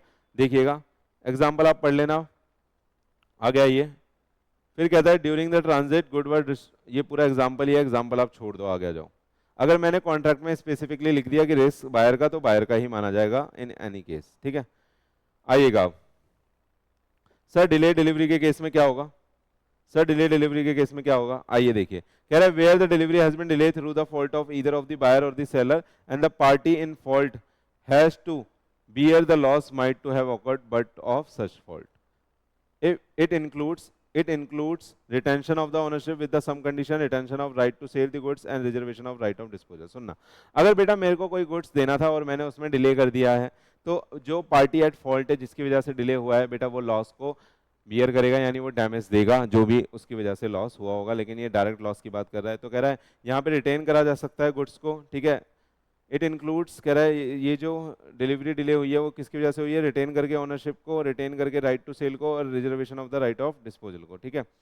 तो इस तरीके से हम इस तरीके से हम बोल सकते हैं कि भैया ये तीनों एक्सरसाइज करके आप डिले डिलीवरी कर रहे हो, ठीक है। यहाँ से अब एक नया वर्ड निकल के आया कि सर राइट ऑफ डिस्पोजल क्या होता है। सर राइट ऑफ डिस्पोजल क्या होता है, मैं आपको समझा देता हूँ कि भाई अगर मैं मिस्टर ए हूँ और मैं कुछ गुड्स ट्रांसफर करना चाहता हूँ मिस्टर बी को, मैं क्या करना चाहता हूँ, कुछ गुड्स ट्रांसफर करना चाहता हूँ मिस्टर बी को, लेकिन मैं ये करना चाहता हूँ कि इसका राइट मैं अपने गुड्स का रिजर्व कर लूँ, अपने गुड्स का राइट क्या कर लूँ, रिजर्व कर लूँ, जिसको बोलते हैं right of reservation of right of disposal. तो मैं क्या करूँगा, जो ये गुड्स है ना भेज तो दूंगा आपके पास पटना में, आपके पास पटना में ये गुड्स मैं भेज तो दूंगा, लेकिन इस गुड्स की जो रेलवे रिसीट होगी, यानी जो पार्किंग की पर्ची होगी, ये समझिए आप, ये रेलवे की जो स्लिप होगी, ये मैं अपने नाम पे कटवाऊंगा। ये किसके नाम पे कटवाऊंगा? मैं सेलर, यानी कि मैं अपने नाम पे कटवाऊंगा। ठीक है, तो आप बताओ, आपके पास गुड्स मैंने भेज दिया, गुड्स वहां पे रेलवे को गोदाम में रखा भी हुआ है, क्या आपको मिल जाएगा? क्या आपको मिल जाएगा? अगर आप पे स्लिप होगी तब भी आपको नहीं मिलेगा, क्योंकि उस स्लिप पे किसका नाम है? मेरा नाम है या मेरे किसी एजेंट का नाम है। तो ऐसे केसेस को ये बोलते हैं कि मैंने क्या करा, अपना रिजर्व डिस्पोजल के राइट को रिजर्व कर लिया। सर एक दूसरा तरीका भी है जिससे हम अपने राइट ऑफ डिस्पोजल को क्या कर सकते हैं? रिजर्व कर सकते हैं। ठीक है, दूसरा तरीका क्या है? भैया मैं हूं और मैं आपको ना कोई गुड्स भेजना चाहता हूं, आप हो मिस्टर बी, मैं हूं मिस्टर ए। तो मैंने क्या बोला, मैंने अपने बैंकर को बोल दिया, मैंने अपने बैंकर को बोल दिया कि भाई साहब, मैंने अपने बैंकर को बोल दिया मैं आपको माल बेच रहा हूं, और यहाँ पे मेरा एक बैंकर है एक्सिस बैंक, मैंने अपने बैंकर को बोल दिया कि ये माल आप इसको दे देना, लेकिन आप तभी देना जब इसका चेक क्लियर हो जाए। या मैंने एक बिल्स ऑफ एक्सचेंज आपको लिख के दिया और मैंने बोला जब बिल्स ऑफ एक्सचेंज ये क्लियर हो जाए तभी माल आप इसको देना। तो मैंने एक इंस्ट्रक्शन के साथ आपको ये माल दिया है। ठीक है, तो इस तरह से आप ये बोल सकते हो कि मैंने क्या करा, अपने बैंक को ऐसे इंस्ट्रक्शन देके राइट ऑफ डिस्पोजल को अपने रिजर्व कर लिया। इस तरीके से आप राइट ऑफ डिस्पोजल को रिजर्व कर सकते हो। ये पूरा पढ़ लेना बेटा, मैंने पढ़ा दिया है। ठीक है, अगर मैंने डिलीवरेबल स्टेट में रखा है और वो मेरे ऑर्डर या एजेंट से जाएगा तो, या मैंने शिप कर दिया है कैरेज वाले को और रेलवे रिसीट मैंने अपने ऑर्डर पे काटी है, अपने नाम पे काटी है, तो वो मोड ऑफ रिजर्वेशन माना जाएगा। ठीक है, या मैंने, सुनना, ये तीसरा पॉइंट भी सुन लेना, अभी आएगा मेरे दोस्त आगे, ये है, ये मैंने इम्पोज कर दी रिस्ट्रिक्शन कि भैया गुड्स जब पैसा आ जाए आप तब देना। ठीक है, तो ये सारा पढ़ लेना, राइट ऑफ डिस्पोजल मैंने पढ़ा दिया। आगे आ जाइए, पॉइंट 2 में ये भी पढ़ा दिया, बिल्स ऑफ एक्सचेंज के साथ मैंने स्टैंडिंग इंस्ट्रक्शन के साथ ये बोला है कि भैया जब आपको पैसा मिलेगा तभी आप इसको गुड्स देना। ठीक है, तो ये सब तरीके हैं राइट ऑफ डिस्पोजल के। आई होप आपको समझ में आया होगा, क्योंकि टाइम कम है, हम जल्दी जल्दी आगे बढ़ रहे हैं। आइएगा, अब हम आ गए हैं बेटा डिलीवरी के पास। ये वही है बिल्स ऑफ एक्सचेंज वाला, मैंने आपको समझा दिया। डिलीवरी के पास आइए, डिलीवरी में आपको पढ़ा चुका हूँ एक्चुअल डिलीवरी क्या होती है, कंस्ट्रक्टिव क्या होती है, सिंबॉलिक क्या होती है, अब तो आप एक्सपर्ट हो गए हो इसको, इसके आगे आइएगा। तो कह रहा है सर डिलीवरी का टाइम क्या होगा, बताना। सर पहले डिलीवरी या पहले पैसा? सर आप ये फोन बेच रहे हो तो सर पहले आप फोन दे दो, मैं बोलूंगा पहले आप पैसे दे दो, आप बोलोगे पहले फोन दे दो, मैं बोलूंगा पहले पैसे दे दो। तो यहाँ तो लड़ाई चलती रहेगी। तो लॉ ने बोला लड़ो मत, लड़ो मत, रुको रुको रुको रुको, यहाँ पे ये कंकरेंट कंडीशन है, आप एक हाथ से फोन दे दो और एक हाथ से पैसे ले लो, एक हाथ से दो एक हाथ से लो, तो ये दोनों कंकरेंट कंडीशन है। तो कभी भी अगर नथिंग इज स्पेसिफाइड तो मानोगे आप ये कंकरेंट कंडीशन है। मोड ऑफ डिलीवरी क्या होगा, बताना। कह रहा है मोड ऑफ डिलीवरी, कह रहा है delivery must have effect of putting the goods into the buyers और हिज ऑथराइज्ड एजेंट पोजीशन। तो कह रहा है कोई भी हो सकता है मोड ऑफ डिलीवरी। डिलीवरी का मतलब यह है कि मैंने या तो आपके हाथ में डाल दिया वो गुड्स या आपके किसी एजेंट के पोजीशन में डाल दिया। बायर अप्लाई करेगा हमेशा डिलीवरी के लिए, बेटा ये डिफाइन लॉ है कि डिलीवरी के लिए हमेशा बायर अप्लाई करेगा। अगर कोई बायर आपसे कोई चीज खरीद के ले गया है तो वो आपसे मांगेगा, आप उसके घर पे पहुंचाने नहीं जाओगे। आइए sir effect of part delivery क्या है? Sir effect of part delivery क्या है? Sir effect of part delivery आप दो तरीके से समझते हैं। अगर मैंने एक पार्ट डिलीवरी करी और मैंने इस तरह से कर दी, कुछ सामान था, सामान में से मैंने कुछ पार्ट दे दिया, मैंने बोल दिया लो भैया इतना आप देखो और ये सारा उठा के लेके जाओ। तो मैंने क्या बोला, इतना आप देख लो ये सारा उठा के लेके जाओ। तो मैंने पार्ट की डिलीवरी करी है लेकिन एज ए होल कर दी। मैंने पार्ट की डिलीवरी करी लेकिन एज ए होल करी। ये जो डिलीवरी है मेरी होल डिलीवरी मानी जाएगी। ये डिलीवरी एज ए होल मानी जाएगी कि मैंने दिया तो आपको पार्ट है लेकिन मैंने बोला भैया लो ये चेक कर लो और सारा उठा के लेके जाओ। तो मैंने डिलीवरी आपको पार्ट की करी है लेकिन ये डिलीवरी एज ए होल मानी जाएगी। लेकिन अगर मैंने बहुत सारा गुड्स था उसमें से मैंने एक पार्ट बोला है कि भैया ये छोटा वाला पार्ट आप ले जाओ, ये अभी छोड़ जाओ, तो अब देखना मेरी लैंग्वेज से क्या लग रहा है कि मैं बस ये वाला पार्ट देना चाहता हूं। तो अगर मैं मेरी इंटेंशन है सेपरेट करना होल लोड से उसको, तो वो डिलीवरी एज ए होल नहीं मानी जाएगी। अगर मेरी इंटेंशन ये है कि पार्ट डिलीवरी को आप डिलीवरी एज ए होल मानोगे तो वो डिलीवरी एज ए होल मानी जाएगी। आगे आ जाइए, प्लेस ऑफ डिलीवरी क्या होगा, आगे आइए। भैया हमने बोला कि प्लेस ऑफ डिलीवरी आप एग्री करोगे अपने कॉन्ट्रैक्ट में कि भैया कहाँ पे डिलीवरी होगी। अगर आपके कॉन्ट्रैक्ट में ऐसा नहीं लिखा है, देखना nothing is mention in the contract, तो इन केस ऑफ सेल के केस में जहां पे आपका कॉन्ट्रैक्ट बना है, कह रहा है at the place which the goods are at the time. ठीक है, जब at place at which the goods are at the time, वहां पे डिलीवरी इसकी मान ली जाएगी। जब आपका जहां पे कॉन्ट्रैक्ट हुआ है और उस वक्त जहाँ पे गुड्स आपका रखा हुआ था, जैसे अभी मेरा गुड्स यहाँ पे इस टेबल पे रखा हुआ है तो इस टेबल पे उसकी डिलीवरी मान जाएगी। ठीक है, लेकिन एटीएस के केस में क्या होगा, ये तो कॉन्ट्रैक्ट ऑफ सेल के केस में था, ये किसके केस में था, सेल के केस में था। लेकिन एटीएस के केस में क्या होगा, एग्रीमेंट टू सेल के केस में, क्योंकि अभी तो गुड्स, अभी तो आपको फ्यूचर डेट पे ट्रांसफर करना है गुड्स। तो यहाँ पे क्या होगा, in respect of existing goods के केस में उस प्लेस पे डिलीवरी की जाएगी जहाँ पे goods at the time of agreement to sell था, जब वो एग्रीमेंट टू सेल करा जा रहा था उस वक्त वो गुड्स जहाँ पे था उस पॉइंट पे डिलीवरी करी जाएगी। और फ्यूचर गुड्स के केस में जहाँ पे वो बेटा मैन्युफैक्चर करा जाएगा या प्रोड्यूस करा जाएगा वहाँ पे इसकी डिलीवरी मानी जाएगी। तो जो प्लेस है डिलीवरी का वो इस तरह से चलेगा। पहले क्या बोला, एग्रीड प्लेस चलेगा, अगर नथिंग इज स्पेसिफाई तो जहाँ पे जब कॉन्ट्रैक्ट हो रहा है उस समय हमारा गुड्स रखा हुआ है वो प्लेस चलेगा। ठीक है, छोटा सा कंसेप्ट है बिल्कुल, इससे आप समझ सकते हो। सर टाइम ऑफ डिलीवरी क्या होगा, सर अगर आप बिजनेस की डिलीवरी बनाते हैं, आपने कभी फ्लिपकार्ट अमेजोन से कुछ मंगाया होगा ना, अगर वहाँ पे आप बिजनेस एड्रेस सेलेक्ट करेंगे तो बेटा वो 6 से 9 के बीच में आएगा। देखना कह रहा है या तो मेंशन होना चाहिए कॉन्ट्रैक्ट में, वो लिख भी देते हैं कई बार कि मैं 9 बजे आऊँगा, तो कह रहा है विद रिगार्ड टू टाइम आप लिख भी सकते हो। अगर नहीं लिखा तो वो रिजनेबल टाइम में आएगा बेटा, रात को 3 बजे आके अमेजोन वाला आपका दरवाजा नहीं खटखटाएगा। समझ में आया, आ गया ये, तो वो रिजनेबल टाइम होना चाहिए। अब इसकी बेटा लास्ट यूनिट अनपेड सेलर, और इसके साथ हमारा पूरा का पूरा ये यूनिट खत्म हो जाएगा सेल्स ऑफ गुड्स एक्ट का। सर अनपेड सेलर क्या होता है, सर आप बताना अनपेड सेलर क्या होता है, कुछ याद आ रहा है? सर वही जो आपने बचपन में पढ़ाया था। सुनना, मैंने बेटा एक इस बंदे से माल खरीद लिया 10,000 रुपए का, तो और मैंने इसको पेमेंट नहीं दी, मैंने इसको पेमेंट नहीं दी, ठीक है, ये मैंने गुड्स खरीदा था, मैंने इसको पेमेंट नहीं दी, तो बेटा ये सेलर क्या कहलाएगा, अनपेड। सुनना, अब मैंने माल कितने का खरीदा था, 10,000 का, मैंने कितनी पेमेंट कर दी, 8,000 की पेमेंट कर दी, और अभी 10,000 की पेमेंट आउटस्टैंडिंग है, तो उस केस में भी बेटा ये क्या कहलाएगा, अनपेड सेलर कहलाएगा।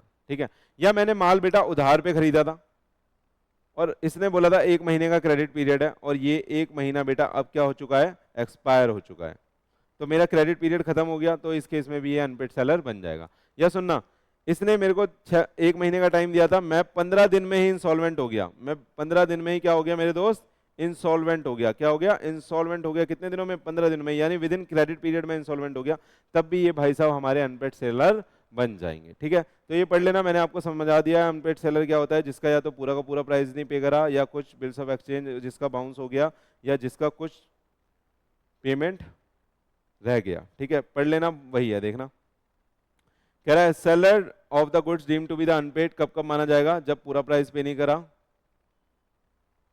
पूरा प्राइस पे नहीं करा, कोई स्मॉल पोर्शन पे नहीं करा, या चेक या बिल्स ऑफ एक्सचेंज डिसऑनर हो गया, या गुड्स मैंने क्रेडिट पे बेचा था 1 मंथ की, देखना सेम एग्जांपल आ गया यहाँ पे, 1 मंथ की क्रेडिट पे बेचा था और वो क्रेडिट पीरियड क्या हो गया, हमारा क्रेडिट पीरियड एक्सपायर हो गया है। कह रहा है बट द क्रेडिट पीरियड और द ड्यूरेशन एक्सपायर हो गया और पेमेंट अभी तक भी रिसीव नहीं हुई, अनपेड सेलर कहलाएगा। और अभी 1 महीना बचा है, लेकिन मैं 15 दिनों के अंदर अंदर ही क्या हो गया, इंसॉल्वेंट हो गया, तो तब भी आप जो होगे अनपेड सेलर कहलाओगे। अब आ जाइए मोस्ट इंपॉर्टेंट इस वाले चैप्टर का, राइट क्या है बेटा हमारे अनपेड सेलर के। हमारा ऐसा सेलर जो बेटा रो रहा है बैठ के, जिसके बेचारे के आंसू निकल रहे हैं यहाँ पे कि भैया सामान तो ले गए आप, लेकिन आपने पैसा नहीं दिया, आपने क्या नहीं करा, पैसा नहीं दिया, पैसा नहीं दिया, तो वो बेटा रोएगा बैठेगा, है ना। तो उसको हमारे लॉ मेकर्स ने बोला भैया तू रो मत, हमने तेरे को बहुत सारे राइट दिए हैं, आइए इसमें से कुछ राइट आप ये समझोगे।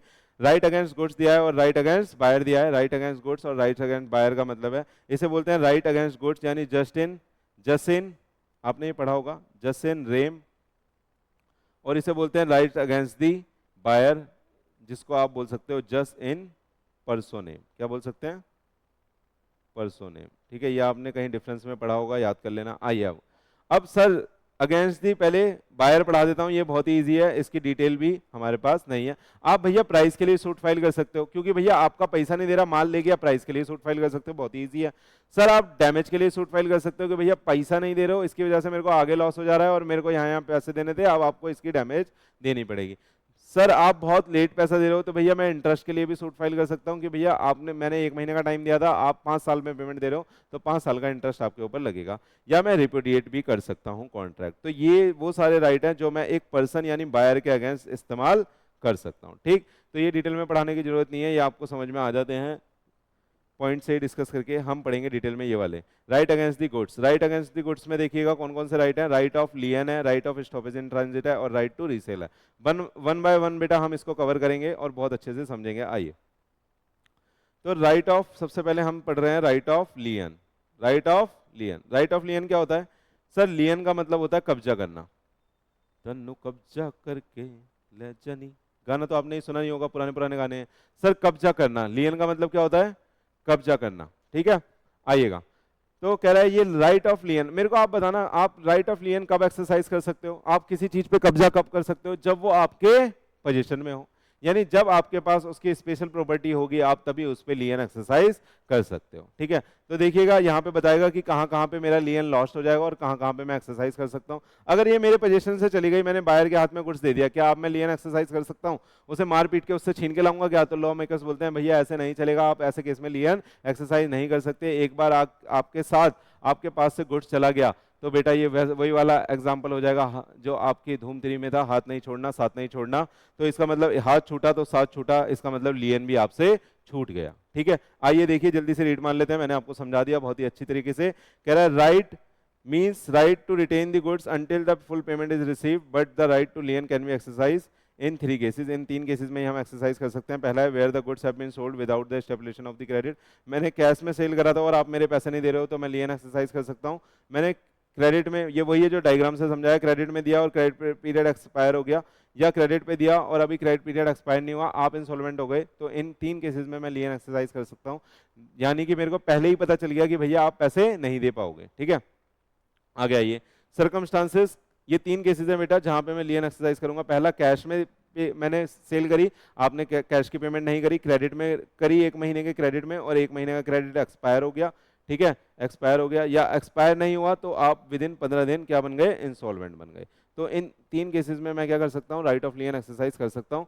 लेकिन राइट ऑफ लियन मैंने जैसा कि आपको बताया, आप तभी एक्सरसाइज कर सकते हो जब गुड्स आपके पोजीशन में हो। अगर आपके पोजीशन से गुड्स आउट हो गया तो आप लियन एक्सरसाइज नहीं कर सकते। आइएगा, तो कह रहा है circumstances under which the right of लियन lost. मैंने आपको बताया कि कब लॉस्ट हो जाएगा? जब आपका हाथ छूट जाएगा, साथ छूट जाएगा, यानी कि आपका जो गुड्स है आपके हाथ से निकल जाएगा। देखिए आइए, कह रहा है when the seller deliver the goods to a carrier or the other belly for the purpose of transmission to the buyer without reserving the right of disposal। हमने कोई right of disposal नहीं रखा और हमने किसी और को ये गुड्स दे दिया है, किसी कैरियर वाले को या बेली को, यानी हमारे हाथ से गुड्स छूट चुका है।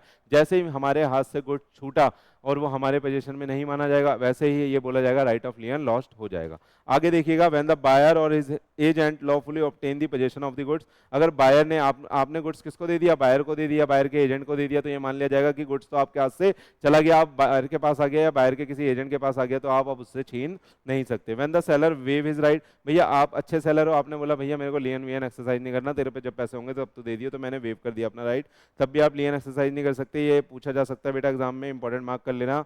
कह रहा है when the buyer dispose of the goods by the sale और in any other manner with the consent of the seller. भैया आपने ही कंसेंट दे दी कि कोई नहीं बेच दे, पैसे आ जाएंगे बाद में दे दियो, उसने आपका वाला गुड्स आगे बेच दिया, तो अब तो वो गुड्स पता नहीं किस ट्रू ओनर के पास घूम रहा होगा, आप लियन एक्सरसाइज अब नहीं कर सकते। कह रहा है where the document of title of the goods has been issued and carefully transfer to any person as a buyer और the owner of the goods, that of the person transfer the document by way of the sale, और person who good faith उसने receive कर लिया है, तो किसी holder in due course को दे दिया, यानी जिसने कंसिडरेशन देके ये पे करा है, अब उसके पास ये चला गया, आपने डॉक्यूमेंट ऑफ टाइटल गुड्स का दे दिया था और केयरफुली इसने ट्रांसफर कर दिया पर्सन। कह रहा है carefully transfer to the person as a buyer और the owner of the goods, आपने केयरफुली ट्रांसफर कर दिया था ओनर ऑफ गुड्स को, या मतलब बायर को केयरफुली आपने दे दिया था। क्या आपने पोजीशन दे दिया ना यार, डॉक्यूमेंट ऑफ टाइटल दिया तो आपके हाथ से पोजीशन चला गया, जैसे ही पोजीशन चला गया आपका साथ छूट गया, ठीक है, साथ छूट गया तो लियन भी आपका छूट जाएगा। आगे आ जाइए, एग्जांपल आप घर पे पढ़ना, जल्दी से आ जाइए आगे। अगला राइट आ रहा है आपका right of stoppage in transit. अब मेरे को बताना, जैसे लियन हम एक्सरसाइज कब करते थे? जब हमारे कब्जे में गुड्स होता था। तो स्टॉपेज इन ट्रांजिट, इसके नाम से ही पता चल रहा है हमारा जो गुड्स है कहाँ पे है? उन वादियों में, यानी रास्तों में है।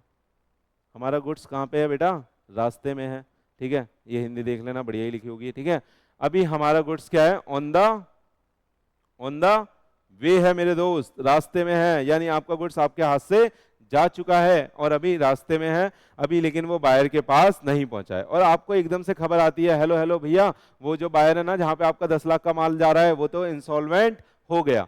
तो वो इंसॉल्वेंट हो गया, ये खबर अगर हमारे पास आएगी तो भैया हम क्या करेंगे? हम बोलेंगे रुक जा बेटा, वहीं रुक जा, जो भी हमारा राजू भाई उस गुड्स को लेके जा रहा है, तो हम राजू भाई को बोलेंगे भैया अभी वहीं रुक जा, अभी उसके पास मत जा, वो तो इंसॉल्वेंट हो गया, पैसा नहीं देगा तो गुड्स को वापस लिया, तो यहाँ पे हम बेटा रिटेन नहीं करते, रीगेन करते हैं पोजीशन को। देखिएगा, तो कह रहा है right of the stoppage in transit, the right means the right to stoppage the goods while they are in transit. मैंने राजू को बोला कि भाई अभी तो गुड्स रास्ते में रोक दे, डन। और रोकने के बाद मैंने बोला वापस लिया, उसके पास मत लेके जाना, अब तो वो गंदा गंदा बायर क्या हो गया, इंसॉल्वेंट हो गया, अब वो पैसे नहीं दे पाएगा। तो कह रहा है regain the position and retain them till the full price is paid. तो जब तक वो बायर हमारा पूरा प्राइस पे नहीं करेगा तब तक हम बेटा स्टॉपेज इन ट्रांजिट अपना एक्सरसाइज करके बैठ जाएंगे। आगे देखिएगा, कह रहा है right of stoppage in transit आप कब एक्सरसाइज कर सकते हो, कह रहा है इस कंडीशन में आप एक्सरसाइज कर सकते हो। देखिएगा, कह रहा है सेलर मस्ट, देखना मैंने समझा दिया आपको, सेलर ने पार्ट कर दिया पोजीशन, यानी पोजीशन ऑफ गुड्स आपके हाथ से जा चुका है और गुड्स कहाँ है, कैरियर के पास है, यानी ट्रांजिट में, रास्ते में आपका गुड्स ऑन द वे है। कैरियर का मतलब है जो गुड्स को ले जाने वाली जीटीए कंपनियां होती हैं, गुड्स ट्रांसपोर्ट कंपनियां होती हैं, तो ऑन द वे है, ऑन द वे है आपका गुड्स, ठीक है। Goods must be in course of transit, और बायर क्या बन गया, इंस्टॉलमेंट बन गया। आपके पास उड़ती उड़ती खबर आई कि भैया आपका बायर तो इंस्टॉलमेंट बन गया है, तो भैया उस केसेस में आपका आरएसटी एक्सरसाइज आप कर सकते हो, right of stoppage in transit आप एक्सरसाइज कर सकते हो। आगे आइएगा, ड्यूरेशन ऑफ ट्रांजिट क्या माना जाएगा, यानी कब ये माना जाएगा कि आपका जो गुड्स है वो ट्रांजिट में है। देखना, goods are deemed to be in transit अगर वो from the time when they are delivered to a carrier or the other valley or for the purpose of transmission to the buyer until the buyer or his agent, जब तक कि भैया हमारा buyer या उसका कोई एजेंट वहां पे जाके गुड्स उठा नहीं लेता, यानी वो उसके संपर्क में नहीं आया था, उसके हत्थे नहीं चढ़ जाता गुड्स, तब तक हम ये मानेंगे कि गुड्स हमारा ट्रांजिट में है। जब तक हमारा गुड्स बायर या बायर के एजेंट से दूर है तब तक ये माना जाएगा कि गुड्स ट्रांजिट में है, और ट्रांजिट में रहते रहते हम ये सारे राइट एक्सरसाइज कर सकते हैं जो आरएसटी वाले हैं, right of stoppage in transit हम एक्सरसाइज कर सकते हैं। आइएगा, एंड द कैरियर, कह रहा है carrier hold the goods in the capacity of independent person. सुनना, जो जीटीए वाला है ना, यानी गुड्स ट्रांसपोर्ट कंपनी वाला जो बंदा है, उसने ये इंडिपेंडेंट ट्रांसपोर्ट कंपनी वाला जो बंदा है उसने ये ना ये इंडिपेंडेंट कैपेसिटी में गुड्स को होल्ड करा हुआ है, यानी कि वो एज ए बायर के एजेंट की तरह गुड्स को होल्ड नहीं कर रहा। अगर आपने एक बार बायर के एजेंट या बायर को गुड्स थमा दिया तो बेटा आपका स्टॉपेज इन ट्रांजिट भी आप एक्सरसाइज नहीं कर पाओगे। देखना, कह रहा है because if the carrier hold the goods as the agent of the seller, तो seller can not exercise the right of stoppage in transit, क्योंकि वो लियन एक्सरसाइज कर लेगा, उसके पास ही है। कह रहा है right of stoppage in transit आप तभी एक्सरसाइज करोगे वो जब गुड्स हमारा किसी इंडिपेंडेंट पर्सन के पास है, ना वो हमारा बंदा है ना वो बायर का बंदा है, ठीक है। अगर आपका बंदा गुड्स लेके जा रहा है तो स्टॉपेज इन ट्रांजिट का क्वेश्चन ही राइज नहीं होता, क्योंकि आपके हाथ में ही है गुड्स, तो आप लियन एक्सरसाइज कर लेना। और अगर गुड्स आपका कोई, आपने गुड्स डिलीवर कर दिया सीधा एजेंट ऑफ बायर को या फिर बायर को, तो गुड्स तो अब आपके हाथ से चला गया, तो भैया आप स्टॉपेज इन ट्रांजिट आप लगा नहीं सकते, तो आप अदर राइट लगाओगे अपने, यानी सूट फॉर प्राइस करोगे, डैमेज करोगे, इंटरेस्ट करोगे और बाकी चीजें करोगे। कह रहा है no question of RST arise होगा इन दिस केसेस। आगे आ जाइए, कह रहा है केसेस जहां पे आपका स्टॉपेज इन ट्रांजिट क्या हो जाएगा, लॉस्ट हो जाएगा, तो ये बता दिया है मैंने। देखिएगा, इफ द बायर या इसके एजेंट ने सीधे डिलीवरी ले ली है तो स्टॉपेज इन ट्रांजिट आपका लॉस्ट हो जाएगा। कह रहा है आफ्टर द अराइवल, कैरियर की नॉलेज में आ गया कि buyer hold the goods on his behalf. कह रहा है द कैरियर एक्नॉलेज, ये बेटा एक्नॉलेज है,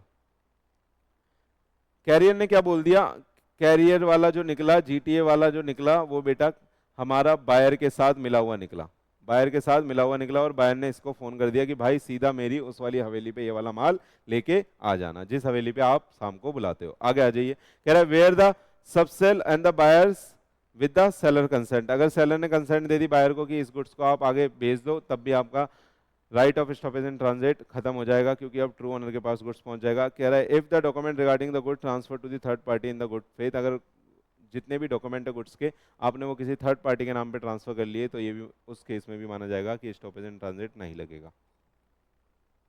आ रहा है, नोट देखिए, नोट देखिएगा मेरे दोस्त। कह रहा है दैट सब सेल और the pledge by the buyer, the unpaid seller right of lien and right of stoppage in transit is not affected by any sale or other disposition of the goods by the buyer।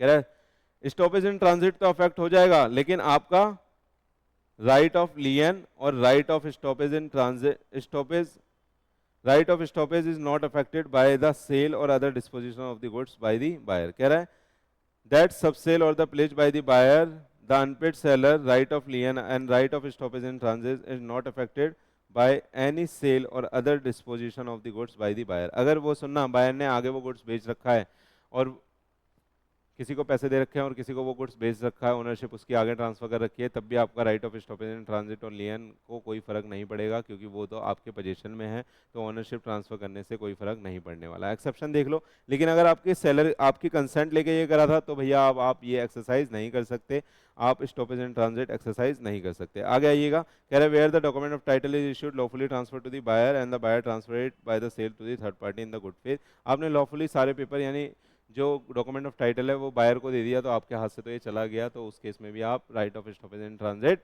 और right of लियन exercise नहीं कर सकते। अब right to resale देख लेना। Resale में क्या है बेटा, गुड्स हमारे पास पड़ा हुआ है और हम कब उसे बेच सकते हैं, यानी हम प्राइस के लिए सूट फाइल नहीं कर रहे, हम क्या कर रहे हैं, भैया तू माल मैंने तेरे को दिया था, माल यहीं पड़ा है, तू पैसे ही नहीं दे रहा, तो मैं क्या तेरा ओनरशिप वाला माल रखे रखूं हमेशा, क्या मेरी कॉस्ट नहीं लग रही उसको रखने में, तो ऐसे केसेस में मैं उस गुड्स को बेटा बेच सकता हूं। देखिएगा, कह रहा है an unpaid seller can resell the goods in the following three circumstances where the goods are perishable nature. तो गुड्स अगर पेरिशेबल नेचर का खराब हो जाएगा, उसका रखने में कॉस्ट आएगी, तो मैं बेटा उस कॉस्ट को बियर नहीं करूंगा, मैं सीधा उसको बेच दूंगा।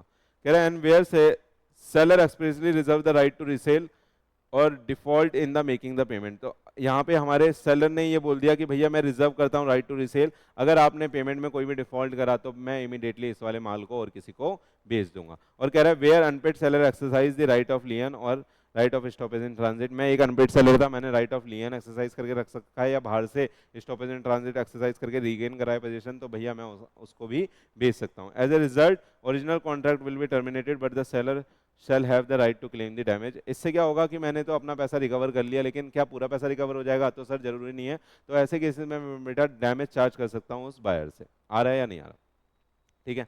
अब ये चार्ट है, ये आप खुद समझ लेना, या चलो मैं समझा देता हूँ। अगर आपने ये राइट एक्सरसाइज करा है रीसेल का और अनपेड सेलर ने राइट एक्सरसाइज करा है to recover the loss on the sale, तो कह रहा है अगर आपने ये नोटिस दिया था, ये नोटिस दे रखा था रीसेल का, किसको, अपने बायर को, कह रहा है in case resale after notice, तो कह रहा है राइट अनपेड सेलर का right to recover the loss. और आपने ना बायर को बता दिया कि भाई मैं ना जो तू माल खरीद रहा था ये मैं बेच रहा हूँ, और आपने बेच दिया। आप अगर इसको बेच रहे थे 1 लाख का, आपने बाहर बेचा 90,000 का, तो आपका क्या हुआ, लॉस हो गया 10,000 का। तो आपने अगर इसे बता के बेचा है तो आपको ये 10,000 का लॉस कंपनसेट करेगा, और अगर आपने बता के नहीं बेचा तो आपको ये लॉस कंपनसेट नहीं करेगा, ठीक है। ओरिजिनल बायर देखना प्रॉफिट भी रिकवर कर सकता है। अगर आपने बोल दिया था उसे कि भाई देख तू तो पैसे दे नहीं रहा, मैं ना इसे बाहर बेच दूंगा, मेरे को अच्छा प्राइस मिल रहा है, तू तो 1 लाख में ही ले रहा था इसे, मैं ना 1,10,000 का बेच दूंगा। तो मैंने क्या करा, ये आपको बता दिया कि भाई तू ले रहा है तो, वरना मैं बाहर बेच दूंगा, तो मैंने बेच दिया, प्रॉफिट कमा लिया। क्या प्रॉफिट आपको दूंगा, तो प्रॉफिट आपको नहीं दूंगा। लेकिन अगर मैंने आपको बता के नहीं बेचा और बाहर से मैंने एक्स्ट्रा प्रॉफिट कमा लिया, इस बार मैंने आपके साथ डील कर रखी थी कि इतनी तारीख को ये गुड्स आपको दूंगा और आपको ना देके मैंने बाहर बेच दिया, तो उस केस में जो प्रॉफिट हुआ मेरे को वो आपको देना पड़ जाएगा, ठीक है। ऐसे ही है, अगर मैंने किसी न्यू बायर को बेचा है तो न्यू बायर के क्या राइट है देखना, who buy the resale right to acquire a good title. यहाँ पे अगर मैंने बता के बेचा है तो उसे गुड टाइटल मिलेगा, अगर बता के नहीं बेचा तो उसे गुड टाइटल नहीं मिलेगा। आगे आ जाइए, डन। राइट सुनिएगा, अब इसके साथ हमारे राइट सेलर के खत्म हो गए। सेलर कौन, अनपेड सेलर, जो बेचारा रो रहा था जिसको पैसे नहीं मिले। लेकिन कुछ राइट बेटा हमने बायर को भी दिए हैं बेटा, ये भी बहुत ही इंपॉर्टेंट है, बच्चे इसको देखते भी नहीं है और ये पेपर में आता है तो बच्चे सोचते रह जाते हैं कि कहाँ से क्वेश्चन पूछ लिया। हमारा जो बायर है ना, सुनना, मैं सेलर था और मैंने ये गुड्स मिस्टर बी, जो कि कौन है हमारा बायर है, उसने खरीदा था, ठीक है। तो बायर को क्या मिलेगा, गुड्स मिलेगा, और बायर को देना क्या है, पैसे देने हैं। तो ऐसे केसेस में बायर के क्या राइट होते हैं, अगर हम कोई कॉन्ट्रैक्ट ऑफ सेल करते हैं तो हमारे बायर के पास क्या क्या राइट हैं वो हम देखने वाले हैं। देखिएगा, कह रहा है सूट कर सकता है अगर आपने पैसे ले लिए और हमारा सामान नहीं दिया। आपने क्या करा, पैसे ले लिए मुझसे 10,000 रुपये और मेरे को सामान डिलीवर नहीं करा, तो मैं आप पे सूट फाइल कर सकता हूँ डैमेज का। सूट फॉर स्पेसिफिक परफॉर्मेंस कर सकता हूँ मैं टू डिलीवर द गुड्स। बेटा मैंने ना आपसे गांधी जी का चश्मा खरीदा था, मैंने आपसे गांधी जी का चश्मा खरीदा था और ये चश्मा मैंने 1 लाख रुपए का खरीदा था। आपने क्या करा, मेरे को अपने क्लास की एक लड़की का चश्मा लाके दे दिया। आपने अपने क्लास की एक लड़की का स्पेक्स लाके मेरे को स्पेक्स लाके दे दिया। क्या मैं उस स्पेक्स को रख लूंगा आप 1 लाख रुपए में? क्योंकि भैया गांधी जी के चश्मे के साथ मेरे सेंटीमेंट जुड़े थे, तो मैं गांधी जी के चश्मे को ही रख सकता हूं। इसलिए मैं सूट फॉर, ऐसे केसेस में सूट फॉर स्पेसिफिक परफॉर्मेंस कर दूंगा। आगे देखिएगा, suit for breach of warranty भी कर सकता हूं। अगर मेरे को आपने कुछ वारंटी दी थी, आपने ये बोला था कि अगर 2 साल के अंदर अंदर आप ये गुड्स खराब हुआ तो आप मेरे को इसे ठीक करा के दोगे या मेरे को ये रिकवर करके दोगे, और आपने ये मेरे को रिकवर करके नहीं दिया, ठीक करा के नहीं दिया, तो उस केस में बेटा ब्रीच ऑफ वारंटी के लिए भी मैं आपके ऊपर सूट फाइल कर सकता हूँ कि भैया आप वारंटी को नहीं मान रहे हो, तो आप मेरे को डैमेज दोगे जो भी मेरा डैमेज हुआ है। या मैं ट्रीट कर सकता हूँ, देखना कॉन्ट्रैक्ट और रिसाइंडेड, अगर मेरे को ऐसा लगेगा कि भैया आपने मेरे को मुझसे पैसे ले लिए, गुड्स ही नहीं दे रहे आप, मैं मांग रहा हूँ बार बार, सेवरल रिमाइंडर भेज रहा हूँ कि भैया गुड्स मेरे को दे दो, आप नहीं दे रहे हो, तो मैं उस केस में कॉन्ट्रैक्ट भी अपना कैंसिल कर सकता हूँ। कह रहा है suit for interest, buyer may sue the seller for the interest, अगर आप डिले कर रहे हो कह रहा है सूट फॉर इंटरेस्ट, बायर भी स्यू कर सकता है सेलर को for the interest from the date on which the payment was made. तो भैया सुनिएगा, जिस दिन मैं पेमेंट मैंने एडवांस कर दी थी, आपने गुड्स मेरे को लेट दिया, तो उस केस में मैं आपके ऊपर सूट फाइल कर सकता हूं इंटरेस्ट के लिए कि मैंने आपको पेमेंट तो एडवांस में दे दी। इसी के साथ बेटा हमारा राइट जो है बायर के वो खत्म हो गए, और अब इस चैप्टर का हमारा लास्ट कंसेप्ट बचा है ऑक्शन सेल। ऑक्शन सेल बहुत ही आसान कंसेप्ट है, आपको पता होगा। इसको बेटा हम हिंदी में क्या बोलते हैं? नीलामी। क्या बोलते हैं? नीलामी। नीलामी का मतलब जैसे बेटा क्या होता है कि कुछ गुड्स होते हैं, उनके लिए हम क्या करते हैं? ऑक्शन कर देते हैं। जैसे आप देखते हो कि बैंक कुछ सिक्योरिटी ले लेता है और आपके जैसे घर पे या किसी के घर पे लोन देता है या कार पे लोन देता है, आप अगर लोन नहीं चुका पाते तो आपके वो गुड्स को रख लेता है, फिर उनकी ऑक्शन कराता है, उनको बेच देता है। ऑक्शन कराना मतलब सेल के लिए ऑफर करना है, ये भी एक तरह का क्या होता है? इनविटेशन टू ऑफर होता है, जहाँ पे लोग आके इनवाइट करते हैं, अपने अपने प्राइस मारते हैं, जो वो प्राइस अपने बोलते हैं उसको हम बिड बोलते हैं, और जो प्राइस वहाँ पे बोली लगाता है हम उसको बिडर बोलते हैं। जब हाईएस्ट बोली लग जाती है, हाईएस्ट बोली लगने के बाद एक टाइम पीरियड होता है कि उसमें हमारे जो ऑक्शनीर होते हैं, ऑक्शनीर जो ऑक्शन को परफॉर्म करेगा, वो बेटा वहाँ पे 1 2 3 की काउंटिंग करने के बाद by the fall of hammer क्या कर देते हैं? ऑक्शन को ट्रिगर कर देते हैं, और ऑक्शन ट्रिगर हो जाती है। जैसे ही फॉल ऑफ हैमर होता है, ऑक्शन हमारी पूरी हो जाती है और जो गुड्स का ओनर हमारा बदल जाता है। अब गुड्स हमारा कॉन्ट्रैक्ट ऑफ सेल बन गया और गुड्स हमारा ट्रांसफर हो गया। आइए जल्दी से बस रीड मान लेते हैं। कह रहा है मीन से public sale where intending buyer assemble to one place offer the price at which they are ready to buy the goods. कह रहा है जो प्राइस वो देते हैं उन्हें बिड बोलते हैं, जो बोली लगाता है उसे बिडर बोलते हैं। ऑनर ऑफ द गुड्स खुद भी कर सकते हैं और किसी बंदे को रख सकते हैं, वो जिसको हम ऑक्शनीर बोलेंगे, लिख लेना। एंड जो सेल करी जाती है वो हाईएस्ट बिडर को सेल कर दिया जाता है माल। रूल देखिएगा, कह रहा है गुड्स आर सोल्ड इन, क्या इट इज डीम्ड, अगर सुनिएगा ये ठीक कर लीजिएगा यहाँ पे, अगर आपने गुड्स क्या है लॉट में बेचा है तो हर लॉट को हम एक सेपरेट सेल मानेंगे। हर लॉट के लिए बेटा अलग बोली लगेगी, हर लॉट के लिए अलग फॉल ऑफ हैमर होगा। Completion of the contract of sale कब माना जाता है? जब फॉल ऑफ हैमर हो जाता है। उससे हमारा जो कस्टमर है जिसने सुनिएगा हाईएस्ट बोली लगाई है, जिसके बोली पे हमारा फॉल ऑफ हैमर हो गया, ऐसे ट्रिगर हुआ था, उस पे हमारा कॉन्ट्रैक्ट ऑफ सेल ट्रिगर हो जाएगा और वो उसका कंप्लीशन मान लिया जाएगा, वो ऑनर उस गुड्स का बन जाएगा। राइट टू बिड में भी रिजर्व रखा जा सकता है, हम रिजर्व भी रख सकते हैं कि भैया सीए फाउंडेशन के ही बच्चे यहाँ पे बोली लगाएंगे जिनका सितंबर में अटेम्प्ट है, ठीक है, तो राइट हम इसका क्या रिजर्व भी कर सकते हैं। Right to bid must be notified, जो भी राइट हम रिजर्व करेंगे या जो भी राइट बिडर का हम लाएंगे वो हमें नोटिफाई करना पड़ेगा। अच्छा, हम ना एक प्राइस भी रिजर्व कर सकते हैं कि भैया हमारे सामान की बोली 10 लाख से चालू होगी, क्योंकि हमारा गुड्स तो मिनिमम इतना दे के ही जाएगा, उससे नीचे की बोली हम कभी भी स्टार्ट नहीं बोलेंगे। सर एक कंसेप्ट है प्रिटेंडिंग बिडिंग का। प्रिटेंडिंग बिडिंग में क्या होता है कि हम जो ऑक्शन वाले लोग होते हैं ना, वही अपने लोग बिठा देते हैं और जानबूझकर बोलियां लगवाते हैं, ताकि उस जो गुड्स का प्राइस है वो जानबूझकर आर्टिफिशियली हाई जाता रहे और जो जेन्युइन बायर है हम उसको फंसा ले और वो एक हाईएस्ट प्राइस पे खरीद ले। जैसे मान लीजिए एक ने बोली लगाई 1 लाख, तो झूठी बोली एक कोई दूसरा बंदा 2 लाख में लगा देगा और ऐसे कोई तीसरी झूठी बोली 3 लाख की लगा देगा, तो जो जेन्युइन बायर होगा वो बेचारा 4 लाख का खरीद के ले जाएगा, हालांकि वो 1 लाख का खरीद सकता था। तो ऐसी बिडिंग को हम प्रिटेंडिंग बिडिंग कहते हैं। कह रहा है it use to raise the price.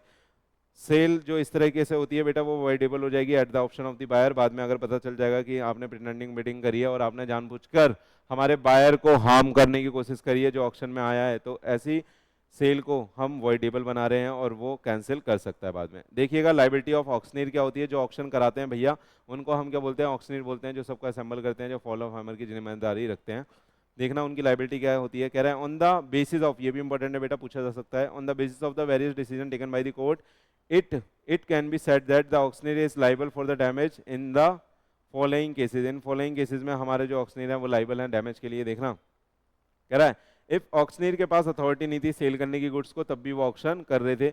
भैया आपके पास अथॉरिटी नहीं थी माल को बेचने की, आपका मालिक गया, आपने वो ऑक्शन पे लगा दिया माल, कोई गाड़ी खड़ी थी उसकी ऑक्शन पे लगा दी, तो आपके पास अथॉरिटी नहीं थी, कैसे बेच सकते हो, वहाँ पे डैमेज देना पड़ेगा।